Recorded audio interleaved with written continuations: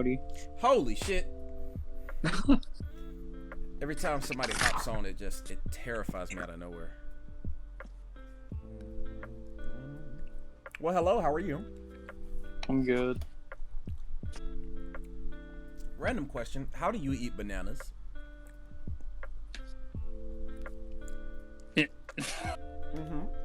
I take off the peel, and then I just eat it. I don't know.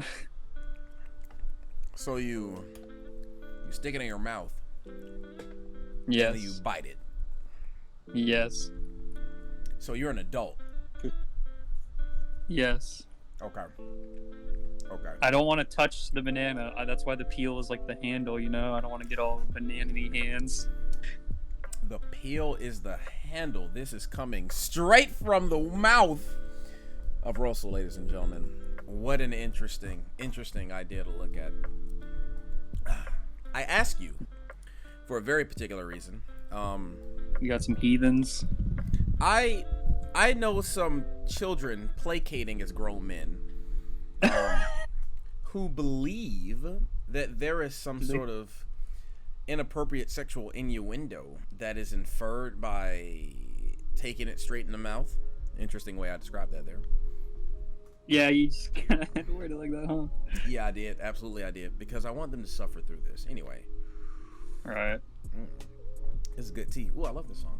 Anyway, so basically, I've seen people, they have to break the tip off and then toss it in their mouth.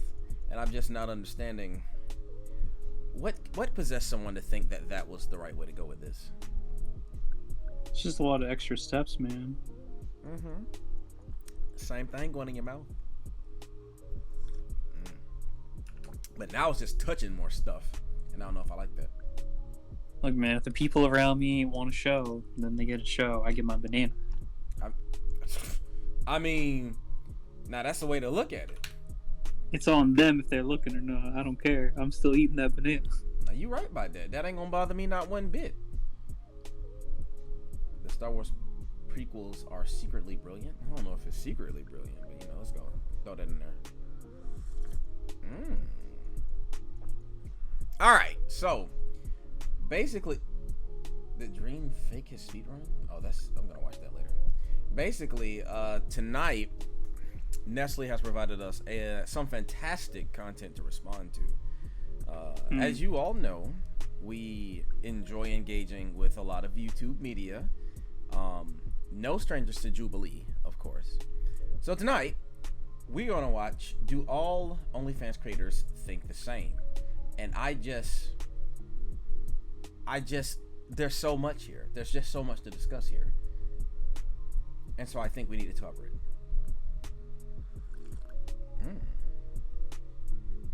The man who mailed himself out of jail, man. If y'all can see my watch later on YouTube, it's foolish. Let's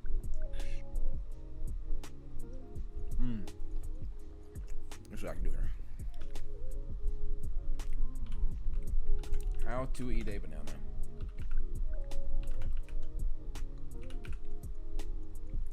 In front of a guy. Now what? There are actual instructional videos? Oh, here we go. Yeah. Alright, I got something for you. Okay, how to eat a banana in public. Matter of fact, let me go ahead and let you know what's going on, my big dog. Do. Bow, bow, bow. Alright. I know you see the yellow phallic fruit. Let's do it. This man with his handkerchief. Why are you looking around?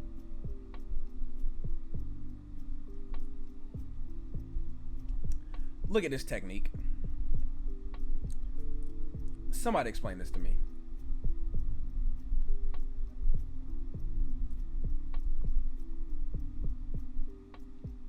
Now, personally, I don't think that's necessary. How you feel about that? That looks nice. Oh, is there a visual aid? What's going on here? Oh my. This man said he didn't even see it. All right, let me shit. Oh, okay, I got the stream up now. Okay. Who is this? What it do? Winnie, not the Pooh? Hey yo, what up? So, we're talking about OnlyFans, bananas, and vaccines, because obviously those are all the same topic, clearly. They are. And so we are here. First and foremost, I asked my man Russell, how does he feel, or how does he eat a banana? And he said, I don't know, like a banana. Good response. Unpredictably predictable. I really enjoyed it. Hey Nestle, welcome. We're gonna get to the video as soon as. Hey Nestle. First off, hello Nestle. We're gonna get the video, but I just want to see. I had to ask Russell how he eat the banana. I want y'all to see. Is this man a sage, or is he a clown? Is this how men eat bananas in public? Let us know. I got a banana in my mouth. I like how he's like looking around, like he's. You gotta make sure nobody's watching. and then he still takes the extra step as if someone was watching. Like, it's like he cannot get caught with his banana in his hand, bro. Like it's taboo. It is contraband. Contraband, yes. For a grown man to consume this yellow fruit, you going to hell if you're doing it. It's like the police just all around him, bro. If he get caught with it, it's donezo. It is quite a dramatization. He's not trying to get caught lacking, man. All right. Oh, Nestle's here. Nestle, congratulations. You're now vaccinated. That's exciting. Proud. Good job, Nestle. Would you mind telling us which vaccine it was? How do you feel? How were you able to go about acquiring such a thing? There was a large discussion on this. This morning, I spent most of my morning at the car dealership, spending $500, making sure my car don't explode. I feel like some people would pay money to make sure their car does explode. Now, that's a thing that happens. All right, she went this afternoon. Ashley let us know that you can, Publix is accepting, what's it called? Registrations and appointments.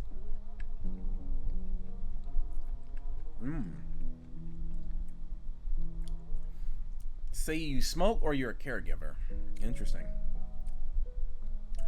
Girl had to book for Douglas County. There was nothing in Cobb.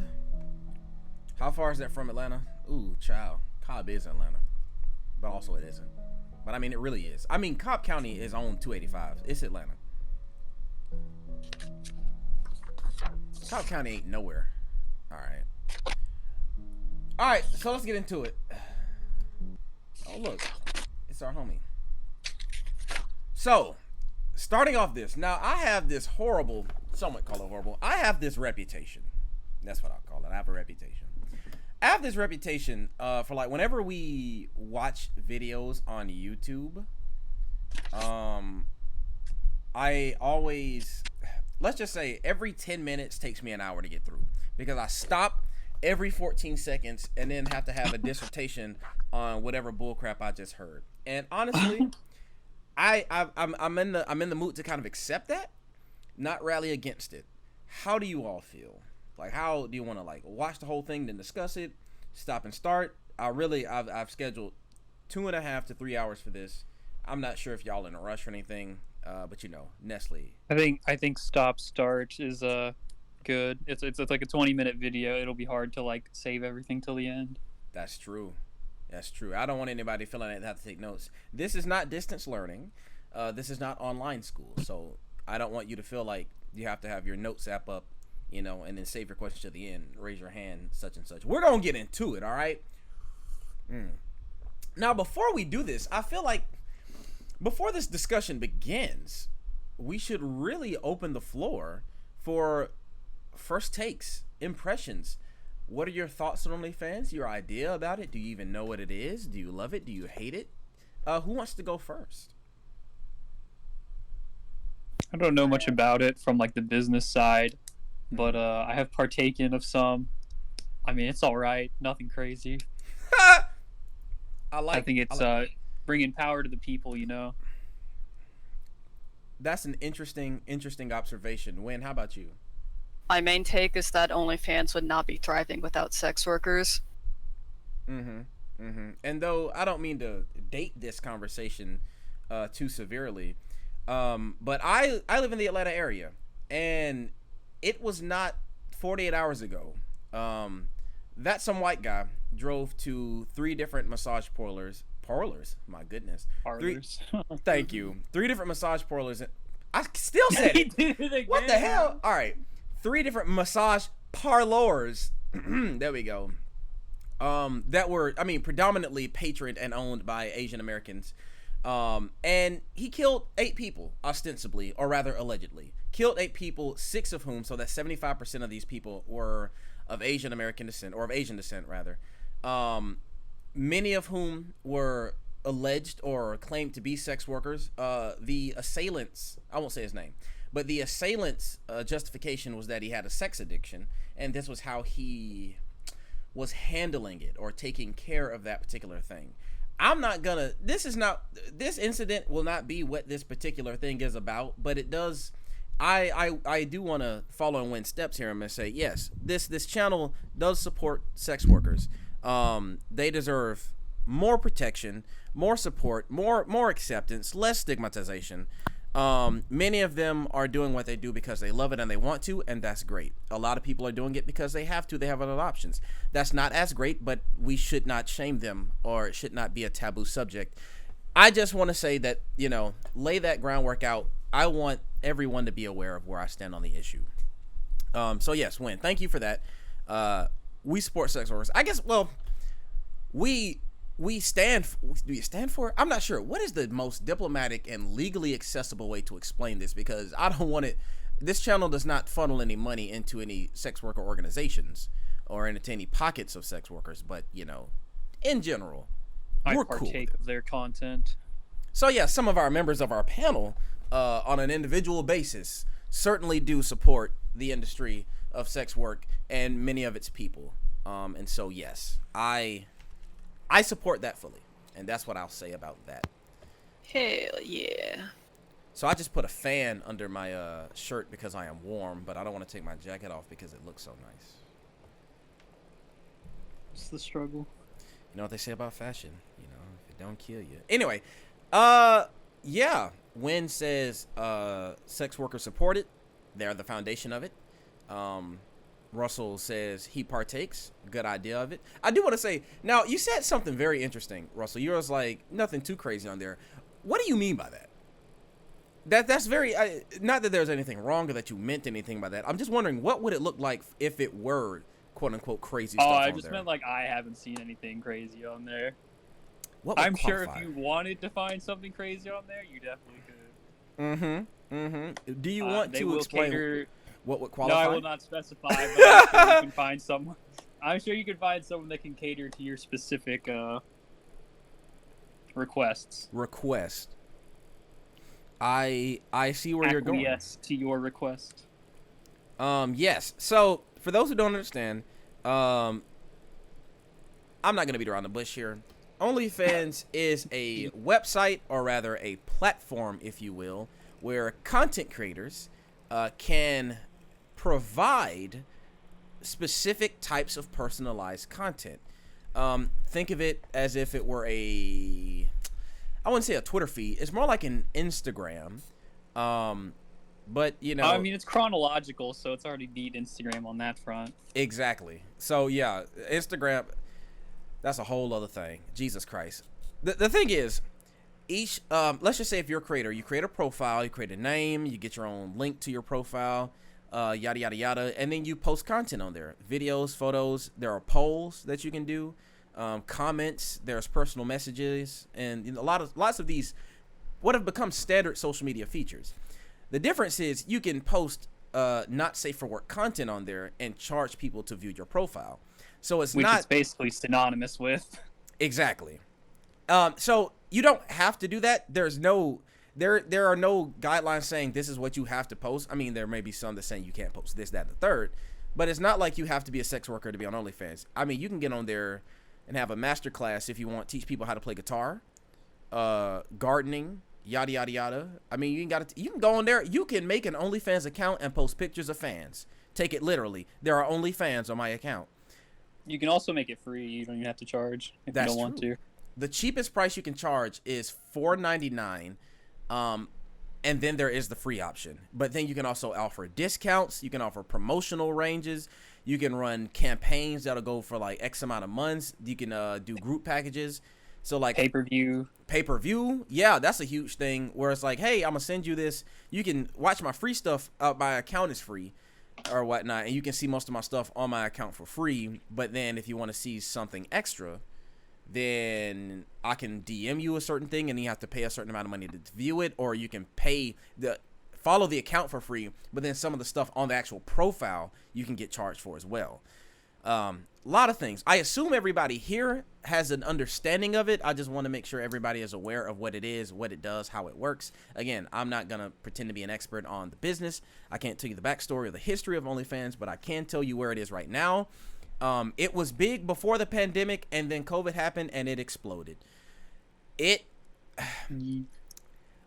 I know a lot of people personally who have either been on OnlyFans, are currently on OnlyFans, or are planning to get on OnlyFans. It's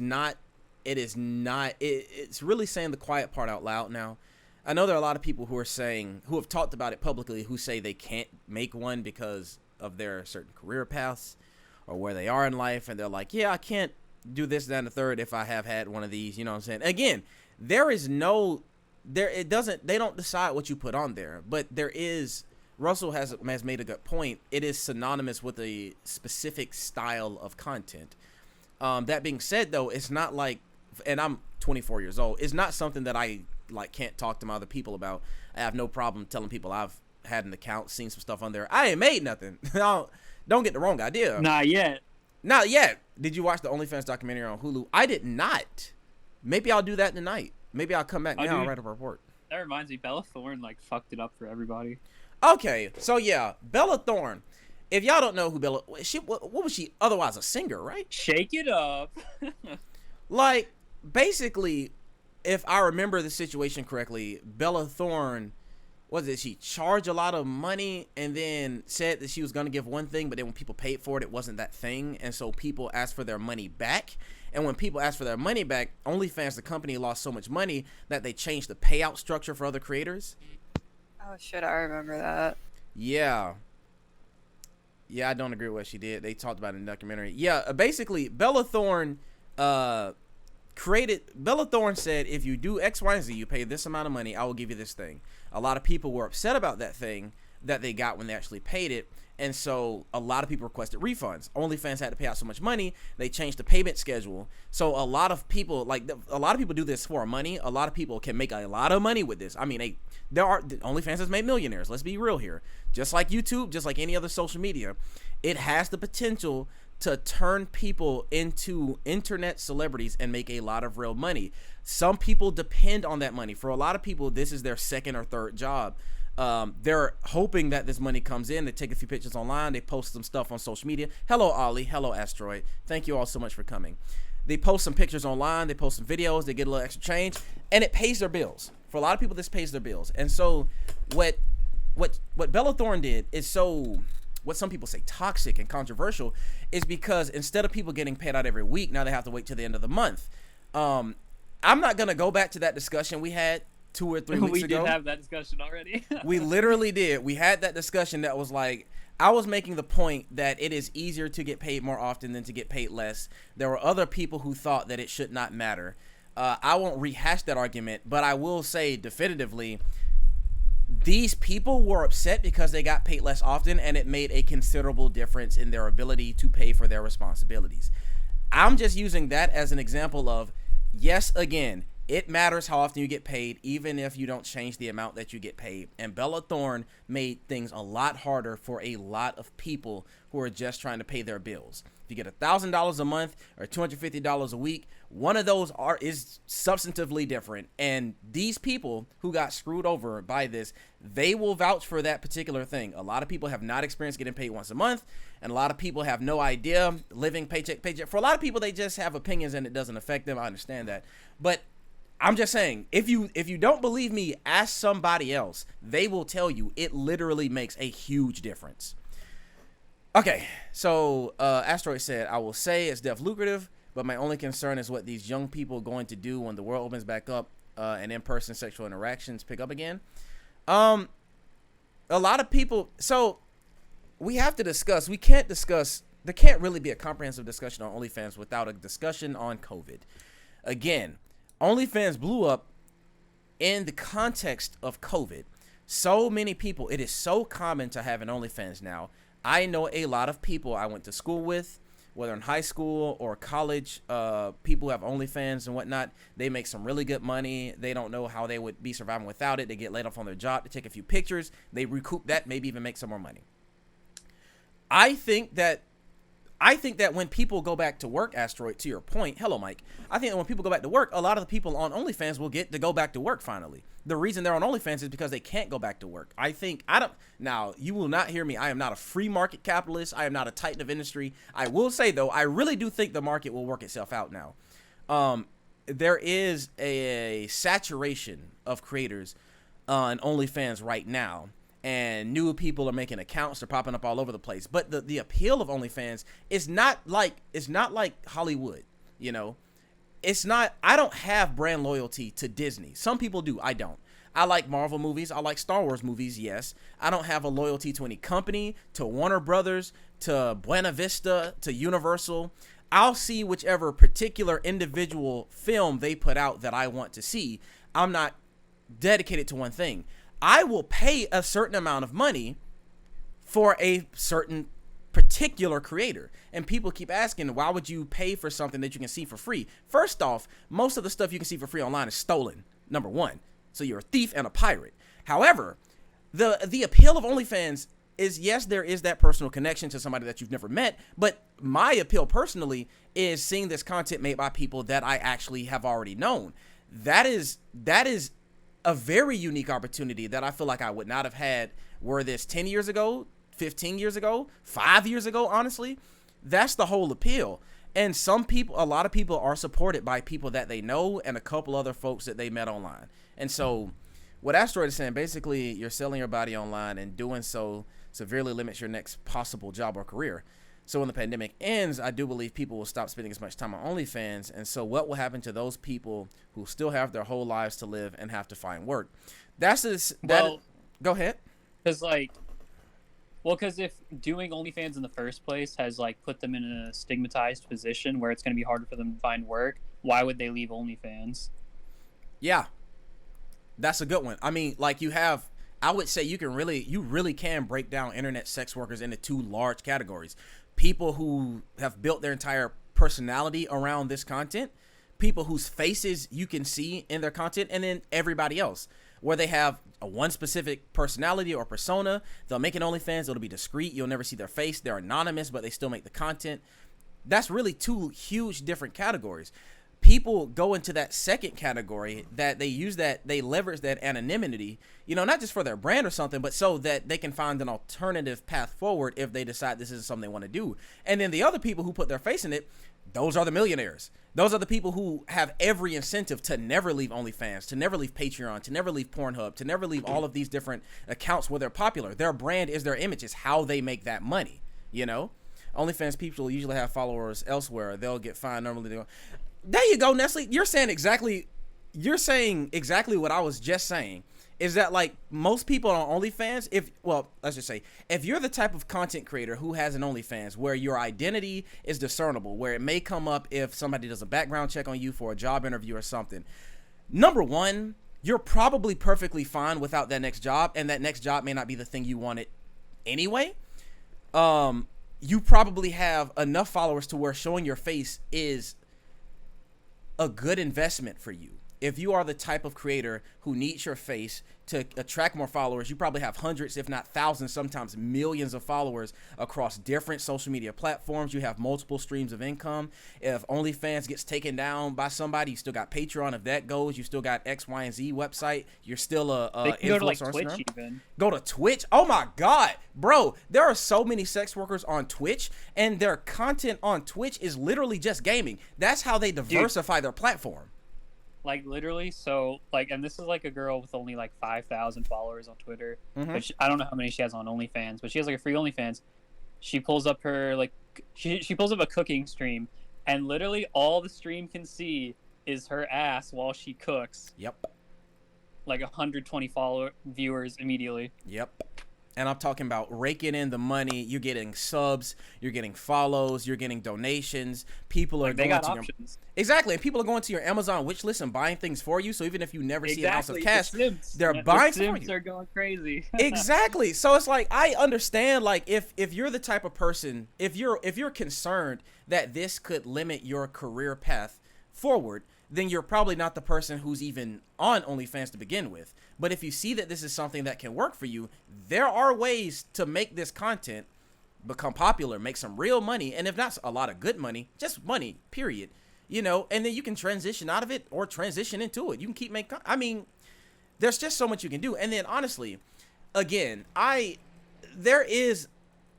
a double-edged sword, because there is this constant idea, like it's synonymous. If you have an OnlyFans, you are a sex worker, even though that literally is not how it has to be. If I said I had an OnlyFans in my next job interview, they might look at me kind of weird. It should not affect what I do next. But again, the content isn't there. Like, it's different. It's like what you're saying, Asteroid, which is true, because a lot of people say that. People think that my boss found out I have an OnlyFans is the equivalent of saying my boss found my nudes on Twitter. You know what I'm saying? And My boss paid for my nudes on Twitter. Hey, they should, in my opinion. Yeah, pay for your porn. Exactly. Pay for your porn and pay for the people who make it. My God. I mean, you like to eat, don't you? Well, okay. I think food is a human right, but a different substance, a different circumstance. What I'm saying is, if you like the content, support the people that make it. I'm talking about, I don't care if it's art, if it's music, if these people are content creators, they are creatives. We pay everybody else. We pay through the nose for a damn $6,000 wedding video. You know what I'm saying? Why not pay these other people? And these people actually talk to you. You know what I'm saying? I'm just saying, bro. They say all kinds of things to you. They'll say exactly what you want to hear for a price. Precisely. And I'm not saying this is, broke boys not allowed. I'm just saying, if you really do like something, it is to your benefit and theirs. If you support the people who make it, if you didn't have to worry about getting another job, would y'all make an OnlyFans? Absolutely, I would. Oh my gosh, yes. I want to see how far I can go. I don't know if I got the body for it, but shit. I mean, you got all different types of folks on there. Body positivity. I mean, I've heard Stunning personality, and I think you do great. Okay, both of y'all said things I really want to hear. What did you say? What did you say, Win? I said you have a stunning personality, and I think you do great. Thank you. I appreciate that. Now, what you said, Russell? I said, from what I've seen, I mean, I've heard there's a market for the guys. There is. I don't think the body type even necessarily matters. Yeah. Now, honestly, you might find that your customers are not exclusively girls, but you got customers, Hey, man, if I own a tea shop, I don't decide who walked through my door and asked for tea. I sell. You know what I'm saying? I give them the tea. Exactly. The reason I brought up the other in point. this case, okay. Russell's weird. The reason I brought up the other point is because there was a girl in the Hulu doc who had a job and had OnlyFans, but her boss found it and her coworkers found it and she got fired, which seems awful problematic, probably legal, but only ambiguously so. Do you know what her job was? Because like a lot of the people I know who start OnlyFans, they're not in a position to be competitive in the corporate world where this type of thing may be seen as taboo. And so they really do have, I won't say they have nothing to lose, because you can lose your privacy and your safety, but like, it's not like they're putting something at risk, if that makes sense. She was a mechanic. Why the fuck? Hold on. All right. I'm not saying a mechanic is a lower tier job compared to other things in the corporate world, but I don't understand why it matters that a mechanic has nudes online. I mean, honestly, there are some jobs where I just assume everybody done did something. You know what I'm saying? Like, if I woke up in the McDonald's, I assume that everybody of legal age, everybody over the age of whatever consent is in that particular part of the world. If I walk into a McDonald's or any place that pays minimum wage, I just assume everybody got 14 other jobs. You know what I'm saying? Because we ain't paying people living wages. So why the hell, why does it matter? Are you losing business, my guy? She makes enough on OnlyFans to live off, but she did express concerns over being able to find a job at the OnlyFans. Said she worried about it. Was she anonymous in the documentary? Is my question. I think it mattered because she worked with men and they were very inappropriate when they find out. Wait, so she got fired because these men can't control their dicks? Is that what you saying? Freaking incels ruining everything. Every time. So now we've arrived at the root of the issue, actually. We've arrived at the root. She has an OnlyFans. Men have seen her naked online, and because men can't control themselves, she loses her job. No, she wasn't anonymous during the interview. Well, yeah, I can understand that. It must have been a hard decision for her to even get on the interview for her. I mean, it has to be like a give and take, right? Where it's like if OnlyFans is going to become her thing, her cash cow, then imagine how many followers she can get from the OnlyFans documentary. But then she's kind of like decided that for a career. But in my honest opinion, I feel like a lot of people do that, though. There are some jobs that don't necessarily bar you off from other career paths, but there are so many decisions people can make for their professional lives that prevent them from transitioning to other areas. Like going to college and getting a degree in entertainment media means I'll probably never work in the finance division. Honestly, that's the decision I made. You know what I'm saying? And again, it's not because of a taboo or something.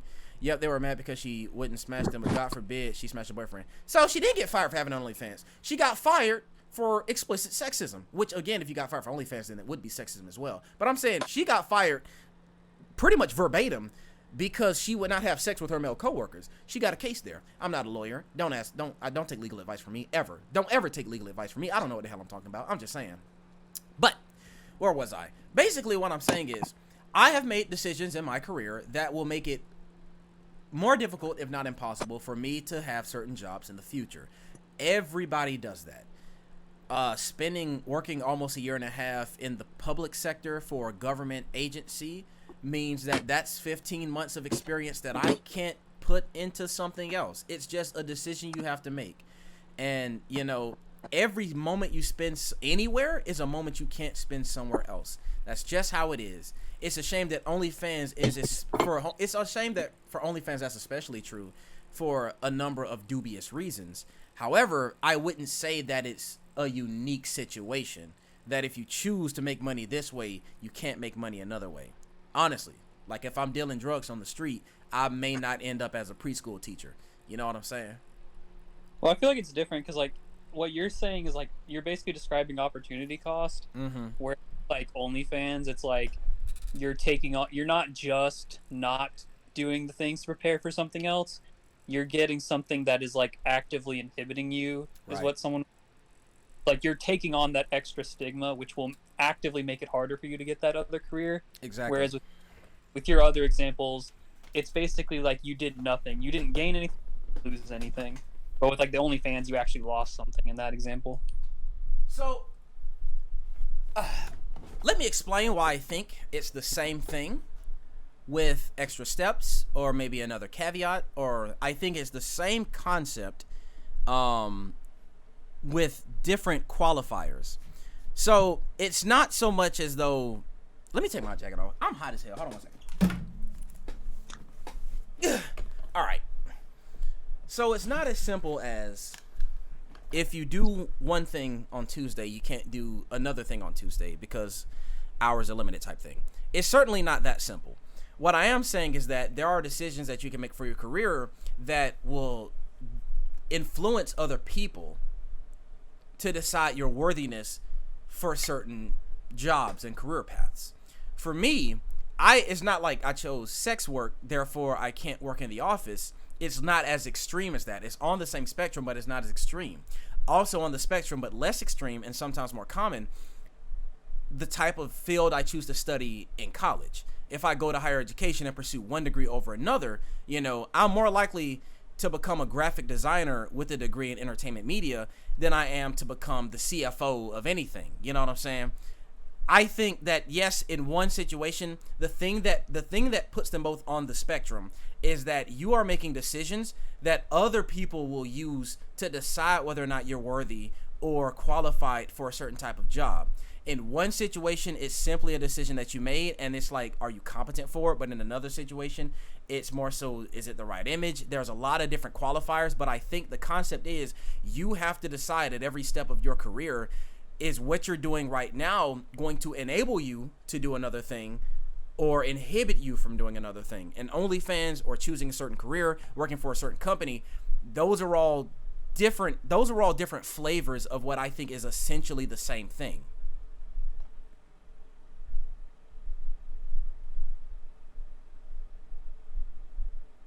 Smelling what Cool.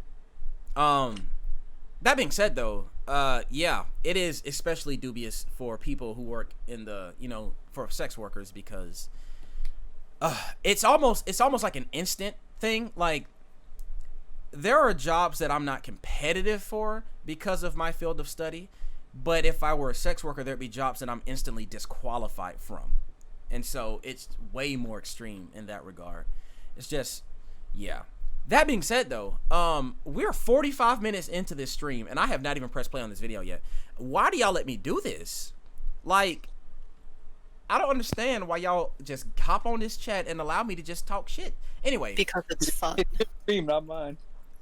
First off, how dare both of you? Second off, thank you. Third off, how dare both of you? I'm gonna post a picture of my sandwich in the chat, and that's what the last thing we're gonna look at, and then we're gonna watch this. All right. They are right. It is fun. Oh, stop that. Oh, I see what you mean. Like, going to school for public health, but trying to become an artist will be hard, but it's doable. But doing OnlyFans and then trying to become a doctor might be impossible. Pretty much, yeah. In that, like, doing OnlyFans and making your face seen, well, first off, having an OnlyFans is a career choice, but then making it to where you're not entirely anonymous is itself a career choice. That is now on your resume, whether formally or informally. Having that degree in studio design is also on your resume, whether formally or informally. When you're applying for that job, let's just say to be a nail tech, they may not care if you have an OnlyFans. They may like that. They may not care that you have a degree in design. They may like that. It just depends. But there are certain companies in certain corporate spheres that will see what you've done and based your competency and qualifications holistically, and so for some people, their degree is a major factor. For other jobs, their degree is not a factor. They don't look back that far for that particular job. For other people, OnlyFans is a major factor, or just being a sex worker or having a good public image, because I imagine that if you want to get hired for a public facing position, whether or not people can tell that you were a sex worker matters to the people who are hiring you. And so just like everything else, it really is, it's a more extreme version. It's just essentially the same thing. It is a career choice that is now formally or informally on your resume, if, potentially, unless you decide to, not leave it that way. But let me show you all this sandwich. All right, so I tried to make a banh mi. I made two different versions of it. And a banh mi is a Vietnamese sandwich. Cucumber, cilantro, lime, carrot, and usually like a barbecue chicken. I had a rotisserie chicken. My two attempts at banh mi. All right, I'm gonna show y'all what I got. I'm very much enjoying it. All right. So anyway, for all of y'all who are here, thank you so much. We really do. What am I saying? We really do appreciate your attendance. Well-attended show. Ooh, a Sammy. Yeah. So I made one today for lunch. It was turkey, and then the one I made last night, that was the big boy. That was rotisserie chicken. So let me tell you what's on it. So what I did was, first off, when you make your grilled cheese, spread mayo on the outside of the bread and toast it. I know that may sound weird for some of you. For other people, that sounds completely normal. Mayo is nothing but egg and oil. Again, I repeat, mayo is nothing but egg and oil. One more time. Mayo is nothing but egg and oil. It fries your bread better than butter. Better than butter. The shit gets crispy and delicious. It's literally just oil, right? So what I did was... Mayo is disgusting. All right, first off, yes, in general, I agree. If I ever catch somebody eating mayo raw, then I may just have to swing on them right then and there. I might have to fight somebody for it. But let me explain. On a sandwich or in a salad, and by salad I mean like a tuna salad. And I don't mean like a never mind. Basically, here's what's on this. I toasted my bread. I put the doggone chicken on there, boy. I got a rotisserie chicken. I tore up some of the chicken breast. Put the rotisserie chicken on there. I got tomato. I got this spring mix. It's like power greens. It's like chard, kale, spinach. It's a bunch of different greens in there. I put that on there. Aioli is a fancy name for mayo. It literally is. Aioli and mayo are essentially the same thing. Oh, you don't eat mayo out the tub? Somebody ban her immediately. Somebody report her account. Anyway, so what I did was I put the spring mix on there. I had red onion, tomato. My favorite part, I have some roasted red peppers that I chopped up into little slivers, and I put that on there. Put some cilantro, a little bit of lime juice. I have what's called, it's like a sandwich dressing. It's olive oil, red wine vinegar, salt and pepper. Just shook that together and put it on there, and then I sprinkled, a couple seasonings, like some garlic powder, a tab, I put some lemon pepper seasoning mostly for color, but that little lemony peppery kick, it came through at the end. The cilantro, I will say, was a standout.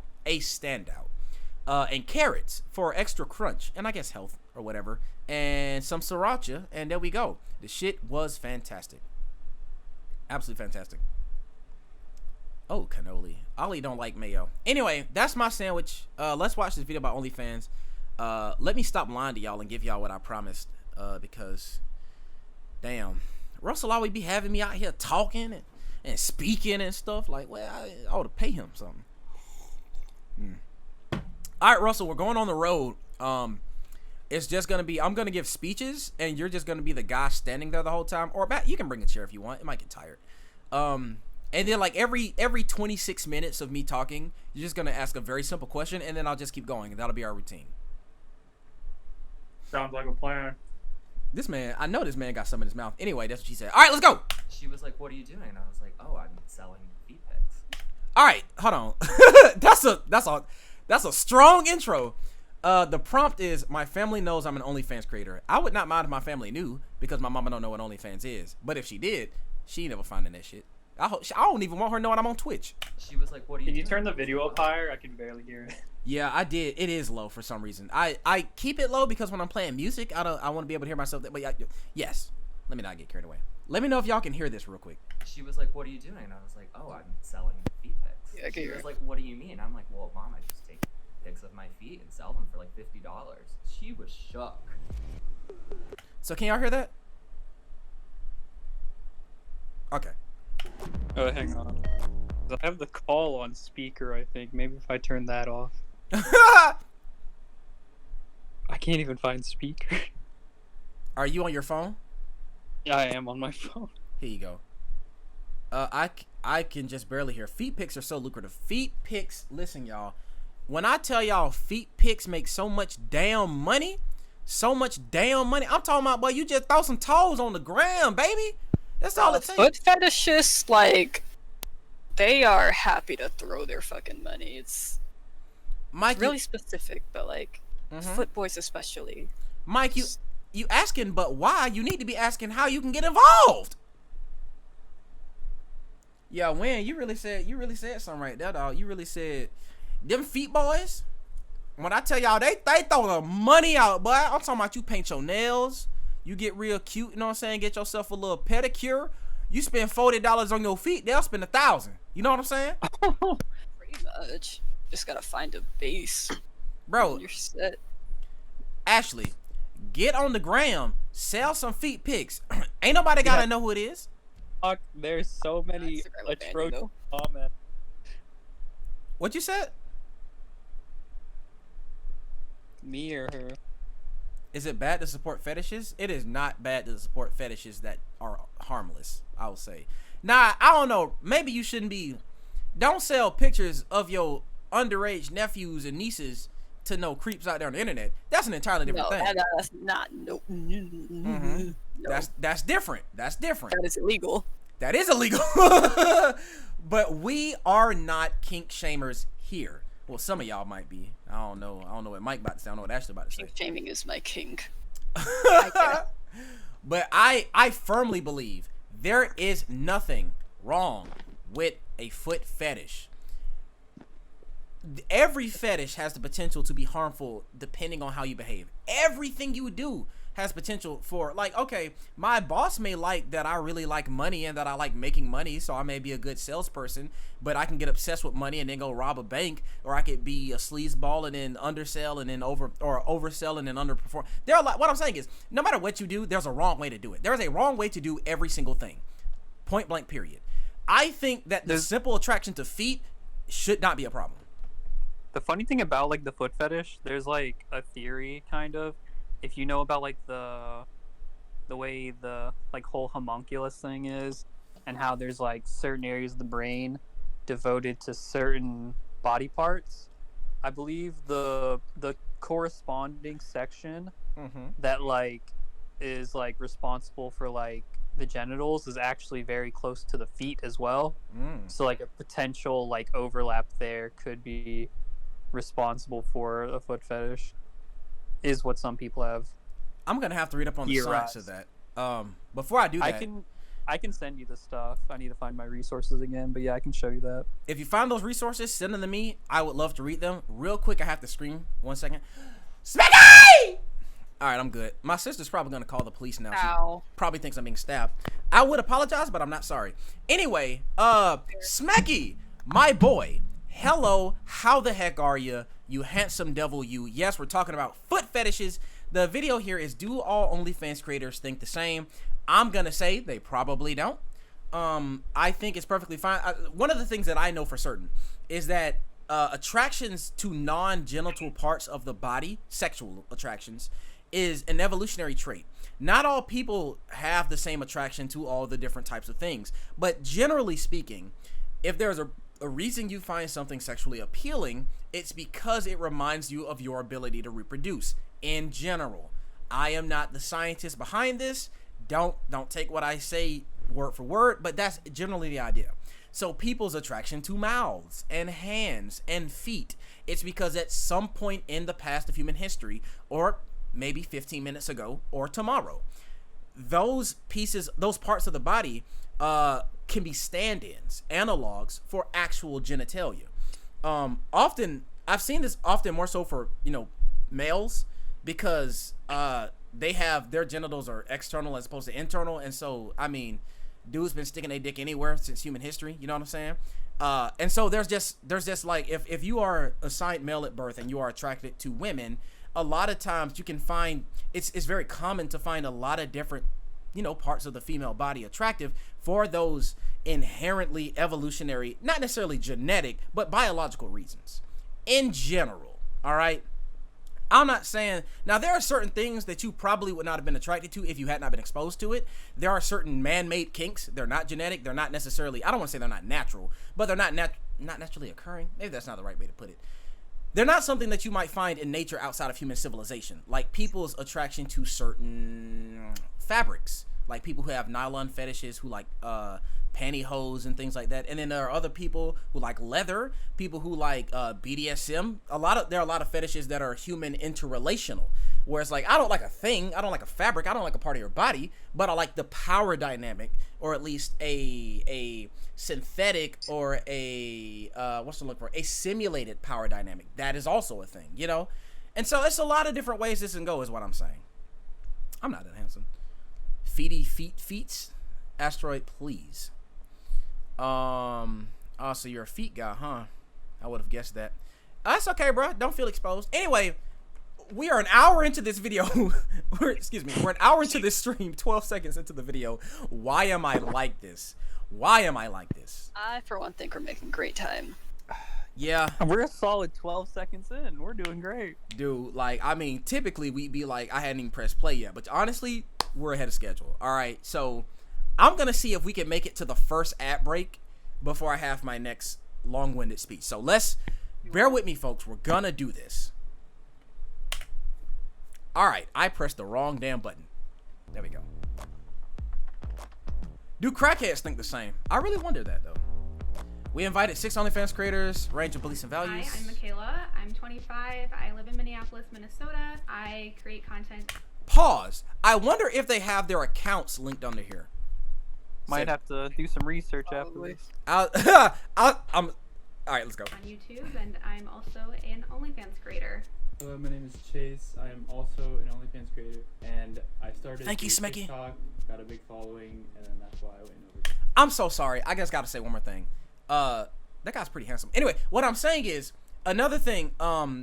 People have to understand, like, if having an OnlyFans gets you banned from a certain career, that's crazy, because you can put equally, if not more, explicit stuff on a lot of other things. I know literally you can't put actual porn on TikTok, but the things that some people put on TikTok are the types of things people assume they put on OnlyFans, and then it's not. I'm just saying there are so many different places to put your stuff.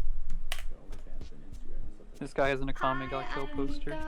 I'm from Las Vegas. I started. Ooh, Mika has a nice room. OnlyFans kind of last March. I'm glad you like it, when I Smecky. made viral porno on Pornhub with my boyfriend about COVID to spread awareness. Hi, my name is Zamara. I am She made viral porn to spread awareness about COVID, doing the people's work. 24 years old. I have been in sex work for 5 years. So I started OnlyFans a year ago, last February 2020, and it's been a success ever since. Congratulations. Hi, everyone. My name is Myra, aka Mubba. I'm an OnlyFans content creator. I like her nose ring. Everything is mostly based off of Twitter, and I have a regular 9 to 5 as well. Hey guys. Oh, my name is word? Okay. Asher. I'm 26. I actually started OnlyFans at the beginning of the pandemic, and ever since that's been what I've been relying on. Pause. Ashley, yes. At the University of Georgia, the literal health department, or health center, I believe it was, they suggested if you're gonna have sex, do it in doggy style and not missionary, so you don't spread COVID. We're not gonna They say didn't say that. we're not gonna say any more about that. I just They want really that. did. Let me put that in your ear. Hell Let me put that in your yeah. soul. Let me just let you know, my university told me what position I need to have sex in so that I don't spread COVID or don't spread a virus. Just sit Well, that with was that. just a suggested position. It was one of the, it was like, hey, if you're thinking about doing it, here's how you can so that you don't spread COVID. I wonder if they put masks on the Condom Express. Probably did. I feel like the simulation is broken. Also, this other girl, let's just say Twitter, so much porn on Twitter, and so much of it is extremely high quality content. I just want to go ahead and say that out loud. There That's is why I so made- much good stuff on there. What'd you say? That's why I went on Twitter. Yeah, Twitter. When I tell y'all, a friend of mine has recently made an OnlyFans. I'm telling her, if you want success, sure, you can make a TikTok is a great way to go. That's a great way to start off. But I feel like the new Facebook for sex workers is Twitter, because it is so easy and so capable of connecting with other people in your field and in your industry. If you have a certain type of kinks or a certain set of different behaviors, the type of content you want to create, you know what I'm saying, it's really easy to connect with them. You know what I'm saying? There's just the platform is designed not necessarily with that type of stuff in mind. It's just so, it works so well for that, is what I'm saying. Twitter is a gold mine, and that's all I'll say. Government's I failing think us, TikTok's and really good I too, needed my just because money. there's just so many people on there, so it's just so Influencers and easy to get a following celebrities and have views. ruined OnlyFans. You're exactly right. Influencers and celebrities Let's have ruined start with OnlyFans. Michaela, I said somewhat agree. I think Okay. celebrities, maybe not influencers. Mika, Disagree. Zamara, Strongly agree. Oh, here we go. Myra, Somewhat agree. Asher. Somewhat disagree. Oh, wow. I Interesting. truly feel like celebrities have completely taken away the opportunity of small content creators basically relying on a platform that they depend on for their whole income. I Yeah. feel like celebrities, already have the upper hand with having a title of being rich, having a title of having money, Right. and their own ego of being a celebrity. But to some of us, this is our lifestyle. This is something that we depend on. This is something that we use every single day, working full time to meet and reach our goals. There's both pros and cons. So how do we feel generally about this? I feel like celebrities ruin everything. Have always ruined everything since the beginning of time. There's a small handful of people that I like, and that's probably going to come back to bite me at some point because everybody's problematic in some way. I love you, Chris Evans and Captain America. You have my whole heart. Other than that, I feel like celebrities ruin everything. But how do we feel about that, people? I mean, I Yeah. think fine that they're on there, but it definitely does make it harder for the smaller people. But I think a similar argument, because the reason they do so well is because they already have that following, and so they're saying oh, I don't have this, I don't start off as a celebrity, so I don't have a bunch of people like come straight to me as soon as I make an OnlyFans. But like, I wouldn't complain that I'm not getting acting jobs because there's so many great celebrity actors, you know? Yeah, exactly. I feel like I agree. Not somewhat, not strongly. I agree. I don't strongly agree because I feel like everybody has the right to be on there, and I don't want it to seem like I'm anti-celebrity on OnlyFans, because I'll be honest, there are plenty of celebrities that I hope get an OnlyFans, if I'm being honest. And I ain't gonna go down that road. I'm just saying, I understand the complaint from small creators like this, because it's very much, you know, big fish eats little fish, or big bank takes little bank, that type of relationship. I'm all for eating the rich, meal prepping the rich. I'm a member of the proletariat, a proud member, and I feel like, you know, the fat cat's gotta choke. And I'm not just saying that to be, you know, an extreme left wing radical Raphael Warnock or anything like that. I'm just saying. Not radical Raphael Warnock.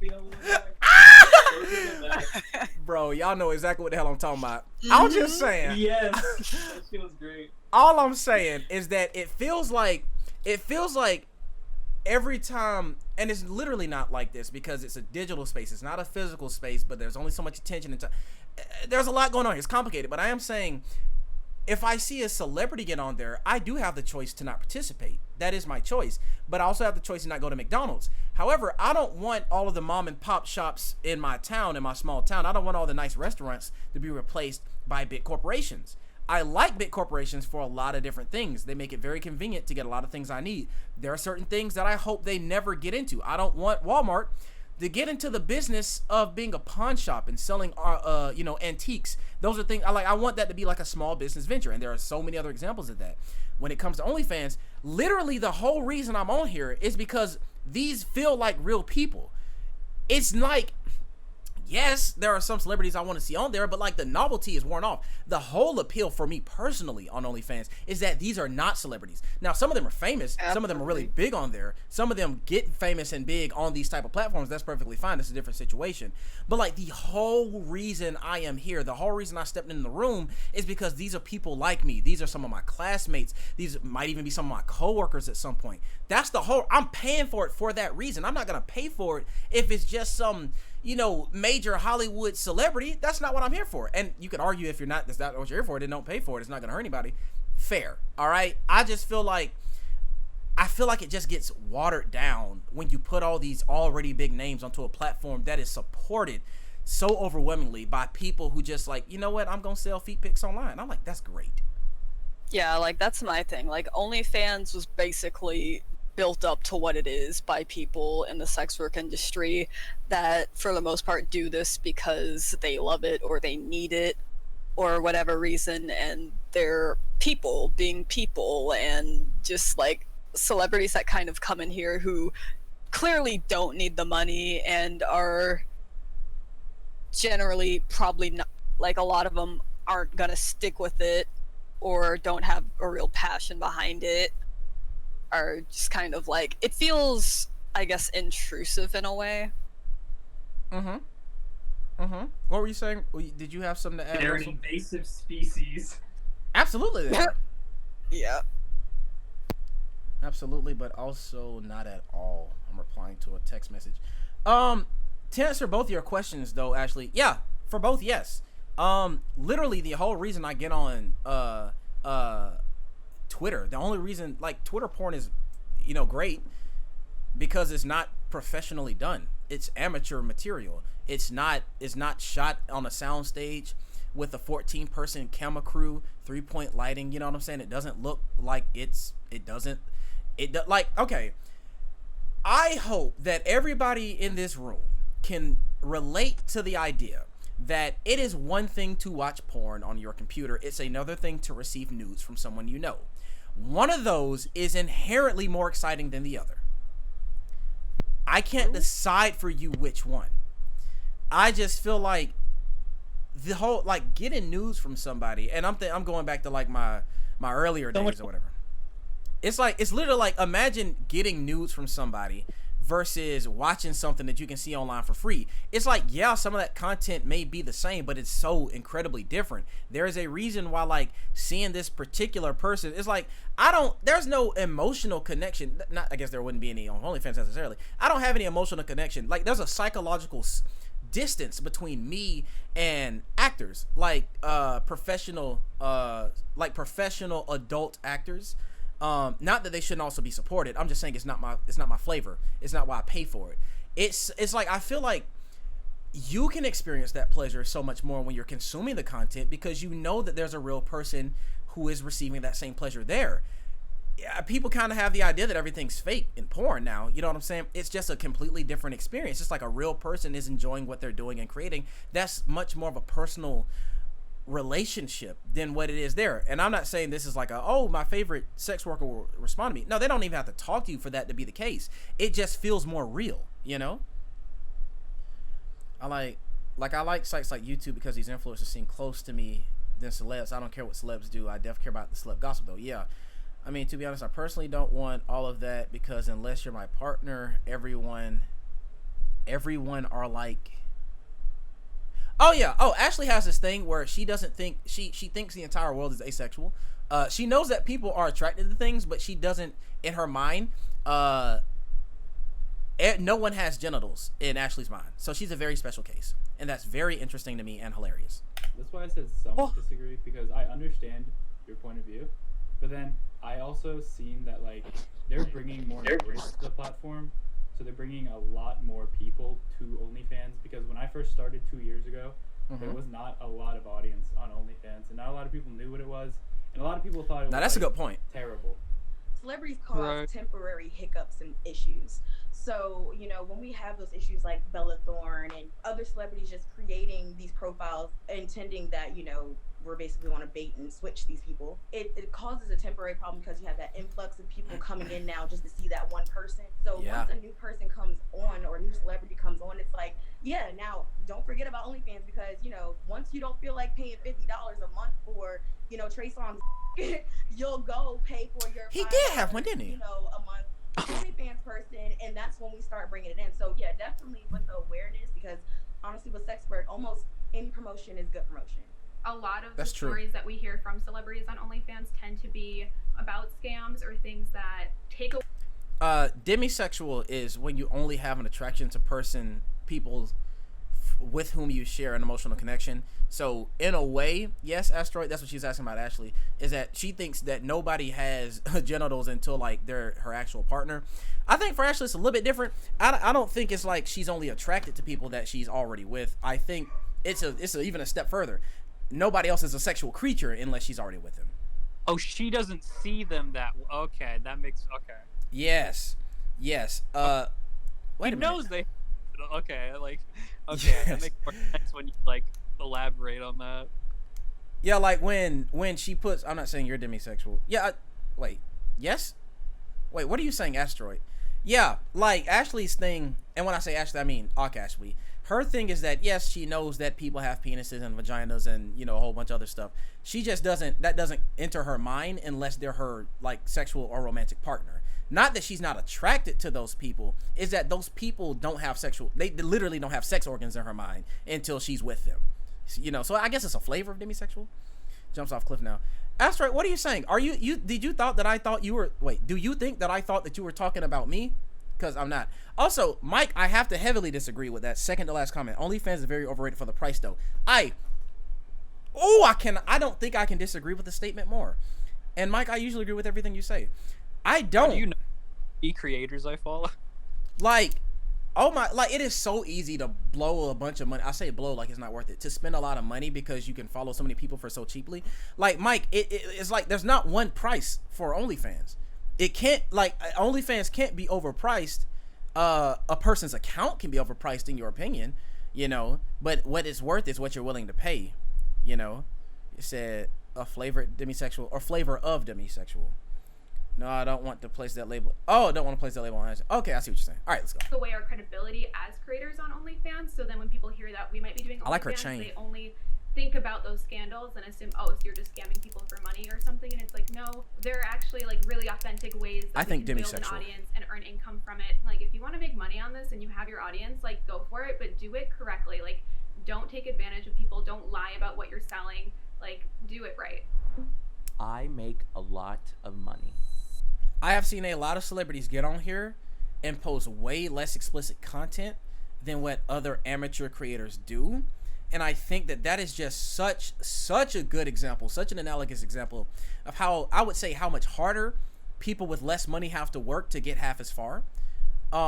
It's just like you can make $1 million in 1 month and then delete your account and never get back on there, and you never take off your clothes. Not that that's what OnlyFans is for. I'm just saying a lot of people who are amateur creators, they do what they do. They make the content they make because they know that people wouldn't pay for less in parentheses or air quotes here. They wouldn't pay for less explicit content, while other people have the privilege of being famous enough that the sheer curiosity, the novelty of it is what can make them $1 million a month, and then they can disappear from the platform and never post another anything. I know several celebrities like that. You get on their stuff and you think that they're going to post the same content as your favorite Joe Schmo from down the street. No, do not expect that. Really don't expect that, because they also have a reputation that they need to uphold or upkeep or whatever. And yeah, they may do a sex scene in a movie for Hollywood, you know what I'm saying, pay $10 million for that movie. But don't expect them to now be making solo videos or whatever on OnlyFans when there are other people who get paid less than 1% of what they're going to make in a month who have to do that in order to attract followers. You think it'll be a flavor of pansexual if you're attracted to a person you're dating and that person falls anywhere on the gender spectrum? Yeah, I think pansexual is generally the idea that, like, you can be attracted to a person of any gender. You're not necessarily attracted to every gender, but gender itself is not a major factor in your attraction to a person, is what pansexual is. That's not what Ashley is. Ashley likes men. She's very hetero in that way. And it's not like she is not attracted to any women or that there's no women that she wouldn't like, but I don't think pansexual, I'm not trying to tell this woman what she is. I'm just saying I don't think pansexual is a good descriptor for what we have heard her describe, if that makes sense. Michaela? I said strongly agree. Chase? I said somewhat agree. Asian man that cook on TikTok? Agree. Mike, you calling her out! Zamara? Strongly agree. Mike, why you wild right now, dog? Somewhat disagree.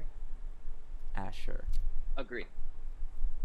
Oh, why the black woman don't make enough money? Fuck all that. That being said, I make more than enough than I could ever imagine. I can tell she makes a lot of money because she has RGB lights in her room, and everybody knows if your room is colorfully lit, you clearly make a lot of money. Obviously, maybe we'll see. And I'm on track to retire in the next 5 years. Holy shit! That's all I could ever want. God damn! I wanted to bring up that OnlyFans is only one of my 14 streams of revenue, right? What the fuck? Hold on. 14. Millennial go burr. Like, sis, can I? Bro, how about this, y'all? Today was my first day getting paid in my new job. My check was less than I was expecting because our pay periods go Friday to the following Thursday, right? And you get paid Thursday after that. The Friday, when I did my paperwork, I went on the clock because I ain't started work yet. So I worked Monday, Tuesday, Wednesday, Thursday. They only paid me for 4 days instead of 5. I'm missing 20% of my check. All right, you hear me? And this woman over here talking about some doggone 14 streams of income. Look, you see this doggone receipt? I paid $500 damn for a car, to fix my car, to tune that bitch up. Wasn't a damn thing wrong with that car. It still ran. I could get from point A to point B to point C in a week maybe, but I could get there. Why did I spend $500 damn? And she got 14 streams. You love to see it. I wish it was me, but you love to see it. I mean, those could be very small revenue streams, though. Could be. But imagine if you make $100 a month from 14 different accounts. You're making $1,400 a month. And you probably are doing just as much work as you would be if you were in a job, but you get to set your own schedule. You get to set your own pay. You decide what kind of content you want to post. Nobody's going to fire you. So, like, I mean, damn. Now, that's a fetish I will never understand. Wait a minute. One of 14, she a businesswoman, mogul. Hell yeah. Probably sell panties. Oh yeah. Oh yeah. I bet she on Reddit, TikTok, OnlyFans, Twitter, Instagram. These ain't revenue streams. It's just 5 places that she probably own. Patreon, ManyVids, Pornhub. I'm up to 8 now. What was that? BBN. Oh yeah. That one too. Yeah. She's probably on Reddit. She's probably selling a bunch of content, selling used clothes and stuff like that. Probably selling her heels. I know the used underwear industry booming. Absolutely crazy. Downside is probably the safety factor hurt. Stories of people being super creeps and tracking down sex workers. Sorry if I delayed in the convo. Been had back. Oh, you fine. Go ahead, Smecky. But yeah, you're absolutely right. There is a risk to building your income on notoriety. It doesn't matter if you're a sex worker, if you're a journalist, if you're a radio show host, if you're a Twitch streamer like me. There's a lot of information that I have put out there that at some point I may regret letting people know about. Honestly, if your money, if your income is based on people knowing things about you, then you run that risk regardless. Of course, there is this idea that like in the world of sex work, there's just an overabundance of people who are inherently more dangerous. That can be true sometimes it's not true. But like, I say a lot of controversial things on my controversial things on my platform on Twitch. A lot of it is often political. My grandma calls me all the damn time talking about, son, take down that post about Trump. Somebody gonna come and kill you. No, granny, I gotta say it. Anyway, I feel like people, I'm not gonna say I'm more or less of a target than anybody on OnlyFans. I'm just saying, when your whole thing is that people have to know how you feel and what you do and things about you, that opens you up for risk. The only way to be, there's no way to be entirely safe from that. But I mean, the safer option would be do something where nobody knows who you are, you know? And I guess that seems inherent is what I guess I'm saying. Let me see. What you saying about panties?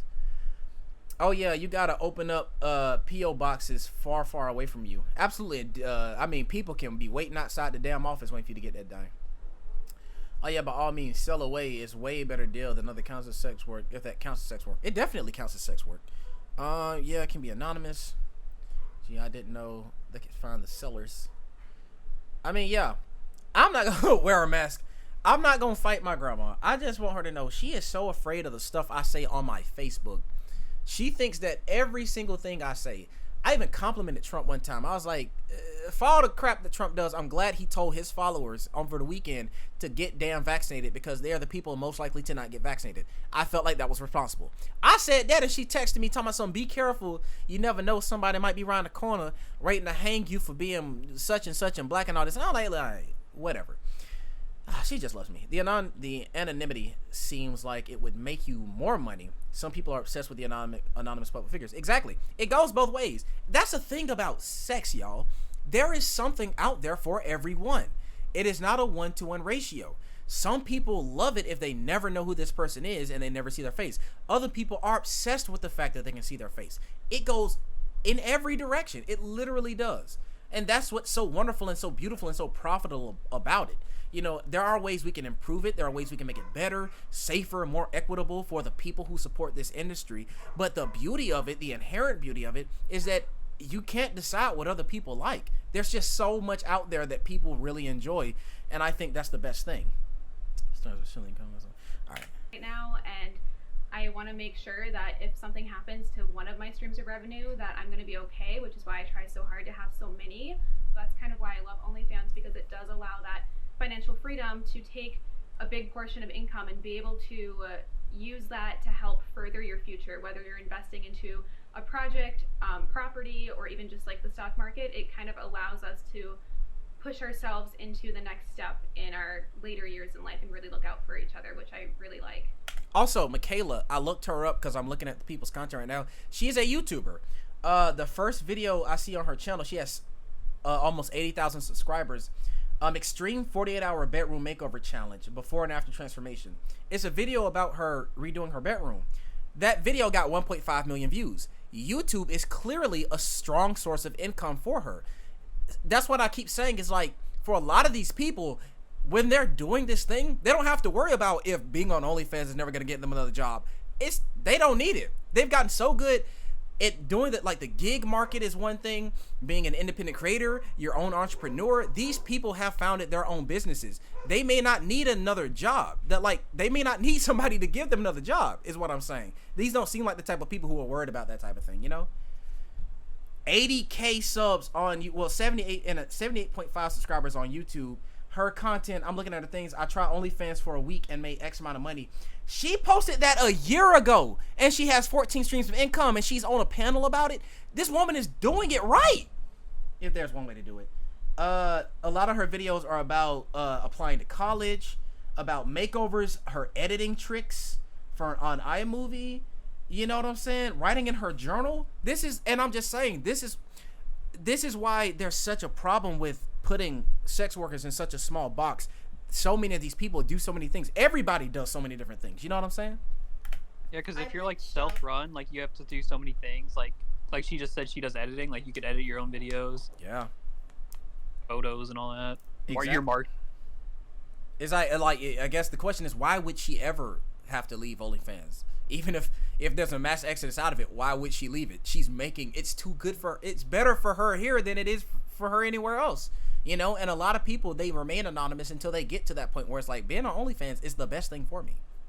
I only agree because I've never had money like this in my life as a 24-year-old woman. She's 24? I'm 24. Like 16 an hour at Trader Joe's a year ago, and I have made six figures, but shit, a lot of six figures, and a lot of six figures. I don't know any other field of work that would pay me that type of money. You got to be patient with yourself. I think with stuff like this, it takes a lot of time, patience, and consistency, and you're just not gonna make an OnlyFans, post a video or a photo of yourself and make six figures. It just doesn't work like that. It's taken me 5 long, hard-working years to say that I have the things that I do and I work hard for them. That's why I think with OnlyFans, or just she's probably grossed over $1 million. Working online in general and for yourself, the cap is off. You can make as much as you want to make if you really try and you put in the strides and the efforts to make that much money. A lot of people ask me if they should do OnlyFans, and I'm like, it's really relative to you. Like, let's say you have 100 followers on Instagram and that's all you have, you probably won't make much money because OnlyFans doesn't really promote you that much. Smecky, I was thinking the exact same thing the entire time. This man literally looks like PewDiePie. And yes, the volume is up. What do you say, Ashley? There's this scary downside. So if the volume is up in the YouTube video, if you're asking, is it up, then yes, it is.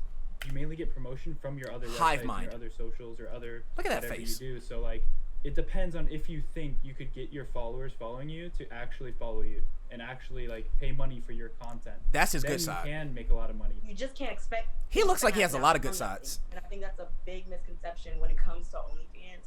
Everybody thinks that we basically sit on our ass all day and don't do anything. We're editing videos, we're editing photos, we're picking out times to drop this video and that, and as a person who has assisted with this type of content, as a content creator myself, as a streamer, as a photographer, as a videographer, as a creative, and I know Wynn can back me up on this. We literally went to school and graduated together. There is so much damn work that goes into making the smallest little thing.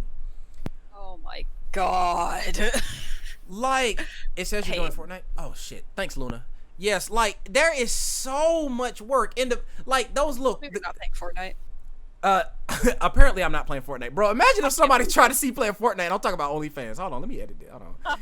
What the hell? I done fucked up. All right, bruh. I hope ain't no children in here. All right, thank you for that. Good catch. So much work. So imagine those clips that I be posting on it's so rare that I can post a video of clips on Twitch because and Smecky can back. Smecky and Luna, my god, they definitely know that. You've assisted with OnlyFans content. No, I have never produced content for OnlyFans. I misspoke. let me be very clear, Asteroid. What I'm saying is not OnlyFans content, but the type of content that they're referring to. A person, an independent an independent creative making content and posting it on social media. I have done that for years, and it is hard work. It's a lot of work. It's not necessarily difficult. It's not impossible. It's just there's so much work that goes into it that Luna, Smecky, and Wynn also know about. The process for me the reason why Luna has not published a YouTube video in so long where it looks like she's just talking into the camera. She can make it look so flawless and easy. It's because I do not sell feet pics. It's because she's in school. That takes up so much time of her life, and it takes so much time to edit just the smallest, shortest video. And for me, like, if I make, let's just say I play Outlast or something, right? If I want to post something on YouTube, what I have to do is I first have to go back to the stream. I have to scrub through the majority of the video unless I took notes and find good clips. Take those clips, edit those, like make them on Twitch, download the clips, put them into Premiere, stitch those together, maybe put some music on there, maybe put some effects or whatnot, complete that, export it, download it, upload it onto YouTube. Gotta think of a caption, gotta put the description in there, gotta time it right so I get a couple views. I mean, damn, I ain't never got like a thumbnail. Got the thumbnail. Holy shit, the thumbnail. I can make a lot of things. I can't make YouTube thumbnails. YouTubers are so good. Everybody learned Photoshop when I wasn't learning anything, and then I never learned Photoshop. I know InDesign. I know a little bit of Illustrator. I know Canva. All my thumbnails are on fucking MS Paint. Bro! Like, with some of them, you can really tell. Good. At least get Clip Studio on sale. It's like $25. Bro, listen. Though is a game changer. I wish I knew that when, because I paid $30 a month for Adobe Suite. Yeah, to be fair, I have made that money back several times over. Literally, if I just had, the reason why I have to do the $30 a month is because I need Premiere and Lightroom. I am a photographer and a videographer. Adobe, so cunningly, does not offer a package where you can get those two apps individually. For $10 a month, you can get the photography package, which is Lightroom and Photoshop, and then you can get another package that's like just Premiere Rush, yada yada yada. You can't get both of those the same without buying all the shit. And so I decided, I'm so embarrassed. Did y'all see that? I tripped in my chair. How the fuck? Times. My armrest didn't do what it needed to do. Anyway, and so because I am a photographer and a videographer, I needed both of those. And so making that content, when I tell y'all, it took me almost 2 months to the day to edit that damn wedding video. Oh my God. It's my best project ever, but it took so damn long. So these people who are making content, I'm talking about, you'll go on Twitter and see a OnlyFans creator, and they, like, one of the selling points for subscribing to them is that they're saying daily posts. I don't know how they do it. I literally don't know how they post every single day. It is unbelievable. Dude, the first AMV I ever made, it took me like 20 or 30 hours to make it. Bro, them AMVs, bro. I made one for Ruby. I made an AMV at work one time when I was working at the library, and it was like a dance video or something, bro. AMVs got to be some of the hardest edit. Like, it is such a good crash course in editing, especially for young people. Did you go through that phase in your life, Russell, where you're like, I don't know, middle school, high school, just go home and just hop on YouTube and just watch a bunch of anime characters to some rock music? Yeah. The days. Much music through AMVs too. Literally, I would not know all that edgy emo music that everybody else found out organically. No. I didn't find that out through Tune Clip. I didn't find that out through LimeWire. No. I found it out because I was watching Naruto videos. Watching Naruto and Sasuke duke it out to some fucking Linkin Park. Dog, come on with it now. Listen, we off topic, but this is what's important right now. I swear to God, Breaking Benjamin, 3 Doors Down, 3 Days Grace, Skillet. Oh my God, all of this hard, heavy metal, this emotional ass, what my community would have called white folks music at that time. When I'm trying to tell y'all, I found out about this quality in this entire spectrum of music, watching these 2 non-existent ninja boys punch each other on some water. I'm talking about skid across the lake, knock each other in the head, and one of them turned into a fox, the other one got wings, and they both had wings at that point. It doesn't matter. You know what I'm talking about. And I see it like frame for frame in my head. I know exactly what you mean. Dog, come on with it. And like, some people made that. That's how they learned how to edit and went on to have lucrative careers, successful careers because of that. I didn't learn how to do it. That's how I learned the music. I didn't literally learn how to edit videos until I was like a college student. That's when I really got into the nitty gritty. And when I'm telling y'all, tell me why the first thing I made was an AMV. The very first thing I made. Because you gotta. I started with gaming videos, but then I started cause PS4 has its own editing software, but I grew out of that because of how limited it was, and I started making other stuff like AMVs with a real software on my computer. Yes, bro. And Smecky, yes, bro. Fucking Papa Roach, bruh. Oh my god. Stop with this. Roach Last Resort September matchup. Ah! You crazy. You crazy, bro. And then first off, I feel like the biggest, and this ain't got nothing to do with OnlyFans. I really feel like we resonate some here. I feel like the absolute biggest song in that entire ecosystem of media, it had to be "Numb" by Linkin Park. Am I right? Linkin Park was a heavy hitter. I have to say they have to be the Godfather. Okay, that whole Hybrid Theory album, but "Numb" and "In the End," ugh. And in the end, it doesn't even matter. Oh my god. Whoo! I'm older than I thought I was, y'all. Holy shit! When I tell y'all that, I literally don't know how other people discovered these amazing, beautiful artists, but I know how I found it. Oh my goodness, bro! I'm getting goosebumps. And we talking about OnlyFans, y'all. Y'all got me started on this. I blame y'all. This is all your fault. You're making it so hard for me to start working. A third of the way through the video. It's a great pace. God, yes. And I'm talking about, I saw one, there was this song, I can't remember the song, but it was about, what was it, Hellsing, that vampire anime or something? I literally cannot remember the song. But also, not technically AMV, but a live action version. Saving Private Ryan was such good fodder for people to make their first, music videos and shit. What's up, Kiki? How you doing? Also, Ashley, you're saying I'm making it difficult for you to go work out because we're producing such good content. Don't be nice to me. Don't say those things. I appreciate that. We love you. Hello, Kiki. To us while you work out. Exactly. Just do this. Don't worry about what's her name. Anyway, here we are saying content is great. Oh wow, you. Ha! LOL. So let's see what Myra's saying, because she's saying she doesn't make a lot of money. Those things take time. Even with my 9 to 5, it's I have to work an 8-hour shift. Yeah. And then go beat my face and get ready and put on lingerie to take pictures and sweat. We don't talk enough. And then work that 8 to 5 so that you can afford the lingerie to invest in your OnlyFans. It's a cycle, man. Enough about the work that goes into it. Everybody just knows the benefits, and that's where we get up. I agree, Myra. My family knows that I'm an OnlyFans creator. Michaela. Wait, I chose agree. Ain't this just a yes or no? I chose strongly agree. Strongly agree. What does he make? Strongly agree. How do you strongly agree? Mara. Strongly agree. Oh, that's cool. Myra. Strongly agree. Asher. Agree. What's the difference between agree? This is the kind of question where it's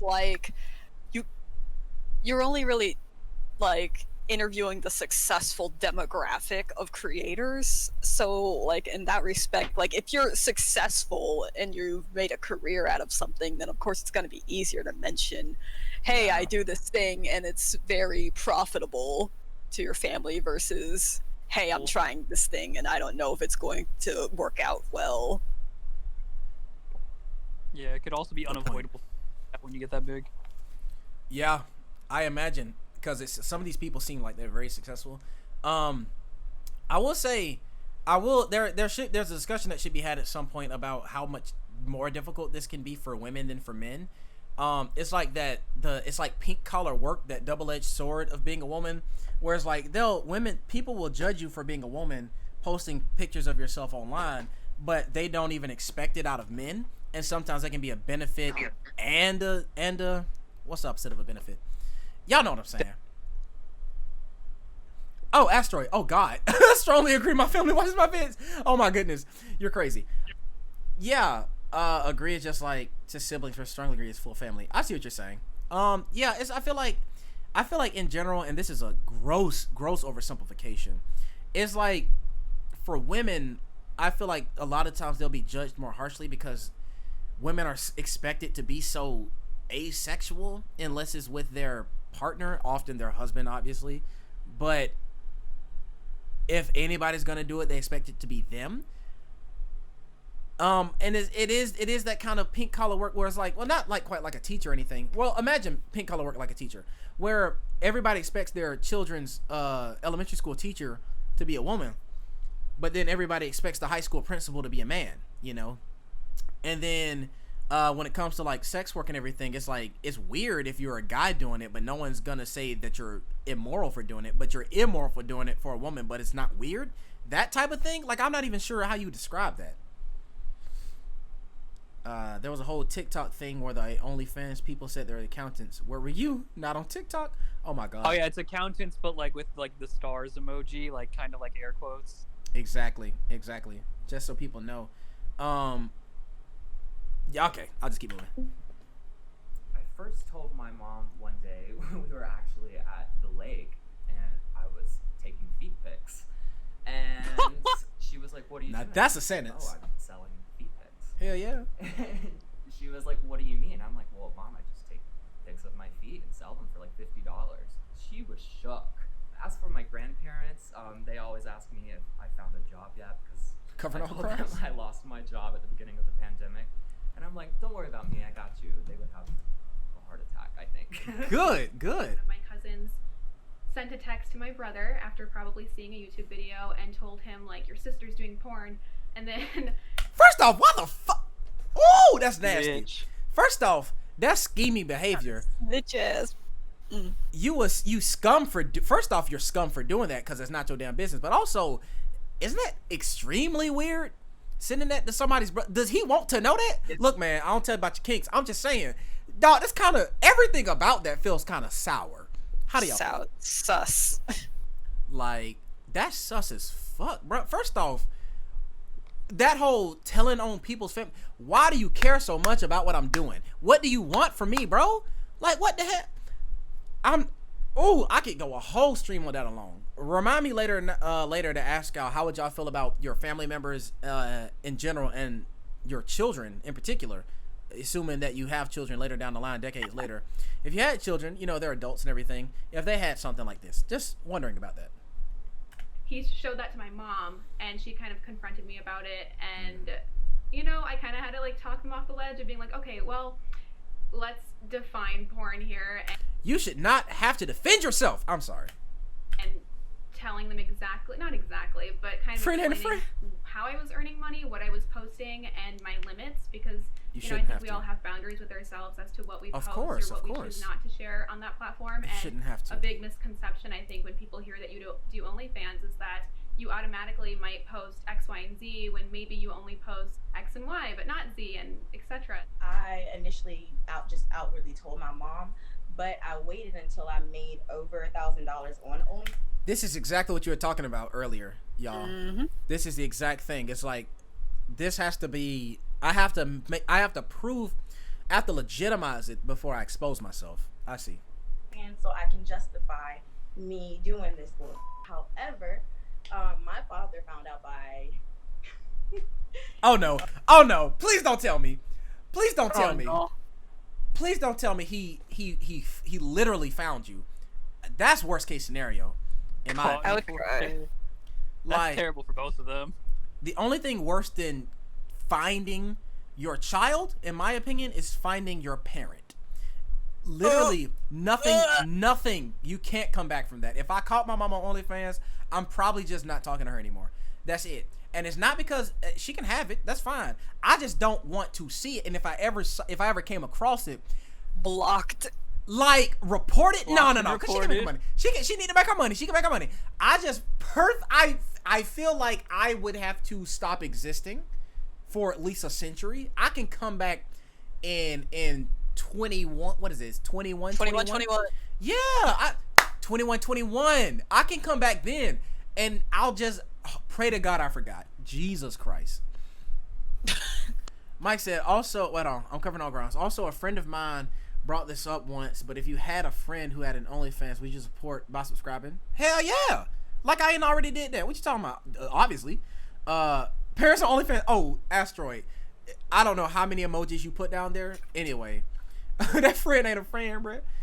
Basically, no. I would hope they wouldn't expect me to subscribe. If they asked me to, I would support it. But otherwise, nah. Gonna listen to cooking. Look, thank you. We love you so much, Smeggy. What are you eating? We hope to find out. I hope it's good. Post it in the Discord. Whatever. Anyway, because there's money and I'm broke. Yeah, I understand. Like, if you don't support your friends' OnlyFans, like, of course, there should never be an expectation that because I am your friend or because you are my friend, you should watch my sexual content. That is, like, that's, not only does that cost money that you may not have, but it's like, you're not just gonna... real awkward real quick. Yeah, you're not just gonna randomly send nudes to your friend. Like, yeah, we met each other in preschool. That don't mean I want you to see my titties. Like, that's a whole... What are you talking about? That's crazy. Like, it's not... Like, at that point, it's literally... remember, this is a transactional sexual relationship. This is not just... You know, if I make a YouTube video where I, you know, pour tea, which I'm using that example because generally pouring tea is generally inoffensive, non-controversial content. That's not the same situation. You know what I'm saying? I don't think that should be... I don't think there should be an expectation like that, is what I'm saying. My friend had OnlyFans. I'm not subscribing unless I plan on looking at their content. I'd rather just send them money, to be honest. Yeah, I agree. What Luna's saying is exactly how I feel. Like, if my roommate had an OnlyFans, I support them emotionally. I support them politically. I support them in every way. I might even throw some couple dollars if they need, you know, buy some props or something. That doesn't mean I should feel obligated to watch their content because their content doesn't appeal to me. And same thing, as a matter of fact, it's the exact same thing with tea. If I hate tea, if I don't want to see somebody pour tea, if the sight of tea riles me up and makes me want to, I don't know, blow up a barn house or something, then maybe I shouldn't be watching this content. You know what I'm saying? You can support them without, you can be a supporter without being a patron, is what I'm saying. Hello, Foxtrot, what's up? What up, big dog? I don't know what's going on, but I ain't watching porn with my friends in it. Hey, man, that's your choice. I respect it. Good for you, Kiki. I'm your Pornhub. Oh, shit! Her dad found her on Pornhub. I finally moved from Virginia to Philadelphia. My dad came and helped me move out and basically had the heart-to-heart. And he was like, you know, I was doing the same you were doing in the 90s with a camcorder. What? You love to see it. Bro said it runs in the family, bro. Bro, hold on. Her daddy nasty. Why the fuck? Luna, get the hell off my line, bro. Luna said her daddy nasty. Why the fuck he up for her? You know why he there? You know why he there? Same reason you be on there. Everybody know why we be on there. Listen to me. Listen to me. I'm just so... Bro, Mike, you nasty, bro. Said, oh, that's a dad. y'all motherfuckers hilarious. Listen to me, bro. Listen to me. Her dad's a man. Listen, just because he has kids, he can't like wax anymore. Oh, get off of here. Y'all are gross. Anyway, it's weird that he found his daughter on there. It is. I mean, go ahead. The record. That's not his fault. Technically, it's not. It's not like he was looking for it. That's fair. It's nobody's fault. Nobody's to blame here. I just think it's just so unfortunate. It really is. Yeah. But I think it is such a interesting. This is so real, Witten. What an amazing plot twist that he goes to her to help her move or something from Virginia to Pennsylvania, whatever. He's like, listen, I was doing the same thing 20 years ago. I had a camcorder too. We on the same wave here. I think that is such an interesting way. I think the writers did a good job. I like the direction that they're taking it. You know, it's kind of lax in the first few episodes, but now that we're in that mid-season crux, they're really putting it in here. Now they got me hooked. They've sunk their teeth into me. This is interesting. I like where this is going. How you think he had them kids? Oh my God, get out of here. Oh my God, not with the help of Pornhub. I know. How you know that? You don't know what he did, Luna. You don't know. He's a role model now. Listen to me. Oh yuck.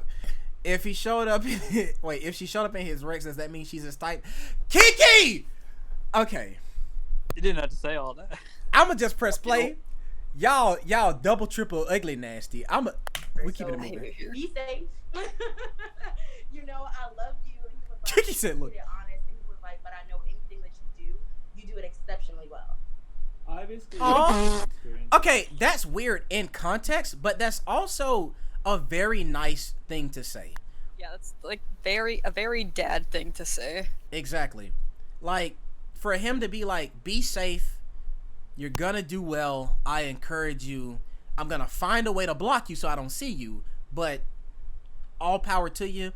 I think that he as a father did exactly what he needed to say, because there are some scenarios where like it can get really weird. Like don't be helpful. Don't you're weird. Don't do that.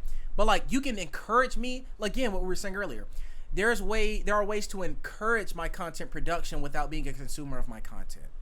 You can say, I support you. If you need my help and everything, I'll defend you, yada, yada, yada, X, Y, and Z. That doesn't mean I have to be in your DMs. Doesn't mean I have to be on your timeline. Doesn't mean I have to be sending you money so that you can... There are ways to do this. And I think he did it, in my opinion, in a great way. I saw your technique. You're doing well. Asteroid, get out of here.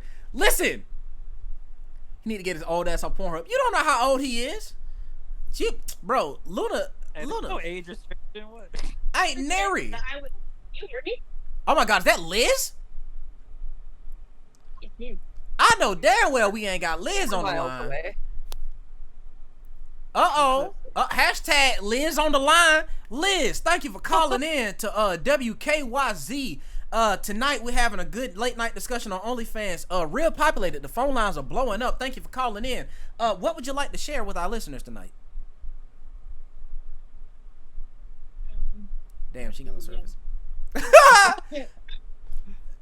All I did today was go to the gym, which is why I'm late. Okay, that's fine. Well, we're having a great conversation. What the fuck does WKYZ stand for? It's a radio call signal. Radios, their stations begin with W. Don't worry about it. Just that's not the point. WKYZ. You're tuning into 90.5 FM is WUOG. Well, let me stop that before I get the cease and desist letter. What he needs to do is get off the porn and find his way to the hub of Jesus. Kiki, I am suing you. I want you to know, find me in court. I will be taking you down. Let's continue. Myra, with her mom, I just told my parents what I was doing because I had to tell them somehow. I like his jewelry. Because I was making this money. They could see my bank account at the time because I was like, what the fuck? Like, connected through theirs. And they actually found it very like humorous and interesting, but they were very worried it may affect, because my mom at that point still wanted me to go to med school because she's in the medical field. We were just talking about this. I talked to her about how I want to take the path of social media and not go to school right now, or at least take a break from school. Yeah. She was kind of on the fence about that and very worried, like, because they're pretty old, so like they're not like aware that you can make money in so many different ways nowadays. So it took her a while. It took both of them a while to wrap their head around it, but once they came around, they were actually very supportive. Luna, what the hell? I'm paranoid about protecting my privacy. Like, you need to exit. Kayla, what answer did you Luna, what the hell? Why are you here? I said strongly agree. Oh yeah, absolutely. I put somewhat agree. Okay. Well, he's a man, so. Somewhat agree. Oh, that's interesting. Zamara. Disagree. Oh, wow. Myra. Somewhat disagree. Asher. Somewhat agree. So, real quick, does this surprise you? A little bit. This does surprise me. I expected. Well, I guess the key word is paranoid. That's true. They may be like, yeah, I want to protect my privacy, but I'm not paranoid about it. Yeah, it could be an interpretation of the question. I expected the women to be like, yeah, my privacy is my protection. And then the men would be like, whatever. I mean, it could be like not necessarily protection, but just like I do not want my friends to know I'm doing this. Oh, that's true. That could be a thing. Because if I was gonna do it, I would not want anybody I know to see it. I feel that. I feel like you'd be successful. Friend to friend, Russell, I feel like you'd be successful. I'm not going to say any more than that. Not here while we're streaming. I'm just saying you got my support. Anyway. I appreciate sentiment. What I'm saying is I understand that. I'm not sure if I definitely would not want my family to know. I was raised missionary Baptist, very southern, very traditional family. Full of black folk. I could not look my grandma in the eye anymore. Would I be ashamed of it? No, hell no. But it's not the shame that would prevent me from doing it. I'm not gonna lie, I'm not ashamed to say I would rather live an easier life than a harder life, certainly. And them knowing I did this would make my life harder. Them knowing I have a Twitch would make my life harder. If they knew the type of stuff that we talked to here, and I'm not talking about OnlyFans, I'm talking about Trump. If they knew how much shit I said about Trump during 2020, oh my God, my grandmother would be mortified. So yeah, I'm not ashamed. It's not like I wouldn't make the content. It's just my life would be easier if they didn't know. Who the heck is Russell? Yes, Russell's on the Discord. He's my homie from high school. I get so many notifications like a person from your contacts has created an account type of shit. Fascinating. Okay, let's go. So the first thing I remember is someone hacked my Snapchat. Oh shit! And found my cell phone number, my email address, and a ton of private photos, not necessarily explicit, just like my personal life on there. Bro, then I heard this podcast about that. Unfortunately get people commenting my address on my YouTube videos. I got this one like in the middle of the night from this troll being like, wow, like, do you live here, with my full home address where my parents and family live. I've Jesus Christ learned a lot through this last year to try to become even more private with my information, because unfortunately, you know, it's just so public online. It's been really tricky, and I've like even started therapy again this year because my anxiety has become so high with every notification that I get on my phone. So it just sucks that there are people out there not really looking out for anyone's good intentions and taking advantage of people's platforms or their privacy. I just had a lot of experiences this year with that. I agree. Not during sex work. Before I started sex work, I had a stalker, which kind of made me question whether or not this is like a good line to go. Bro, she has a really good camera. I'm sorry. Go into because of how public everything is. I mean, I'm in a super secure neighborhood. I'm in, like, we have a gun. I can protect myself if I need to. My boyfriend's a great shot too. Bro, she said, come on with the smoke, boy. I'm sorry. Let's keep going. But there's always, like, in my mind, and like, well, worst case, something could happen. I think I'm more worried for my family than I am for myself, though. Yeah. I go under a stage name. I just keep my privacy private.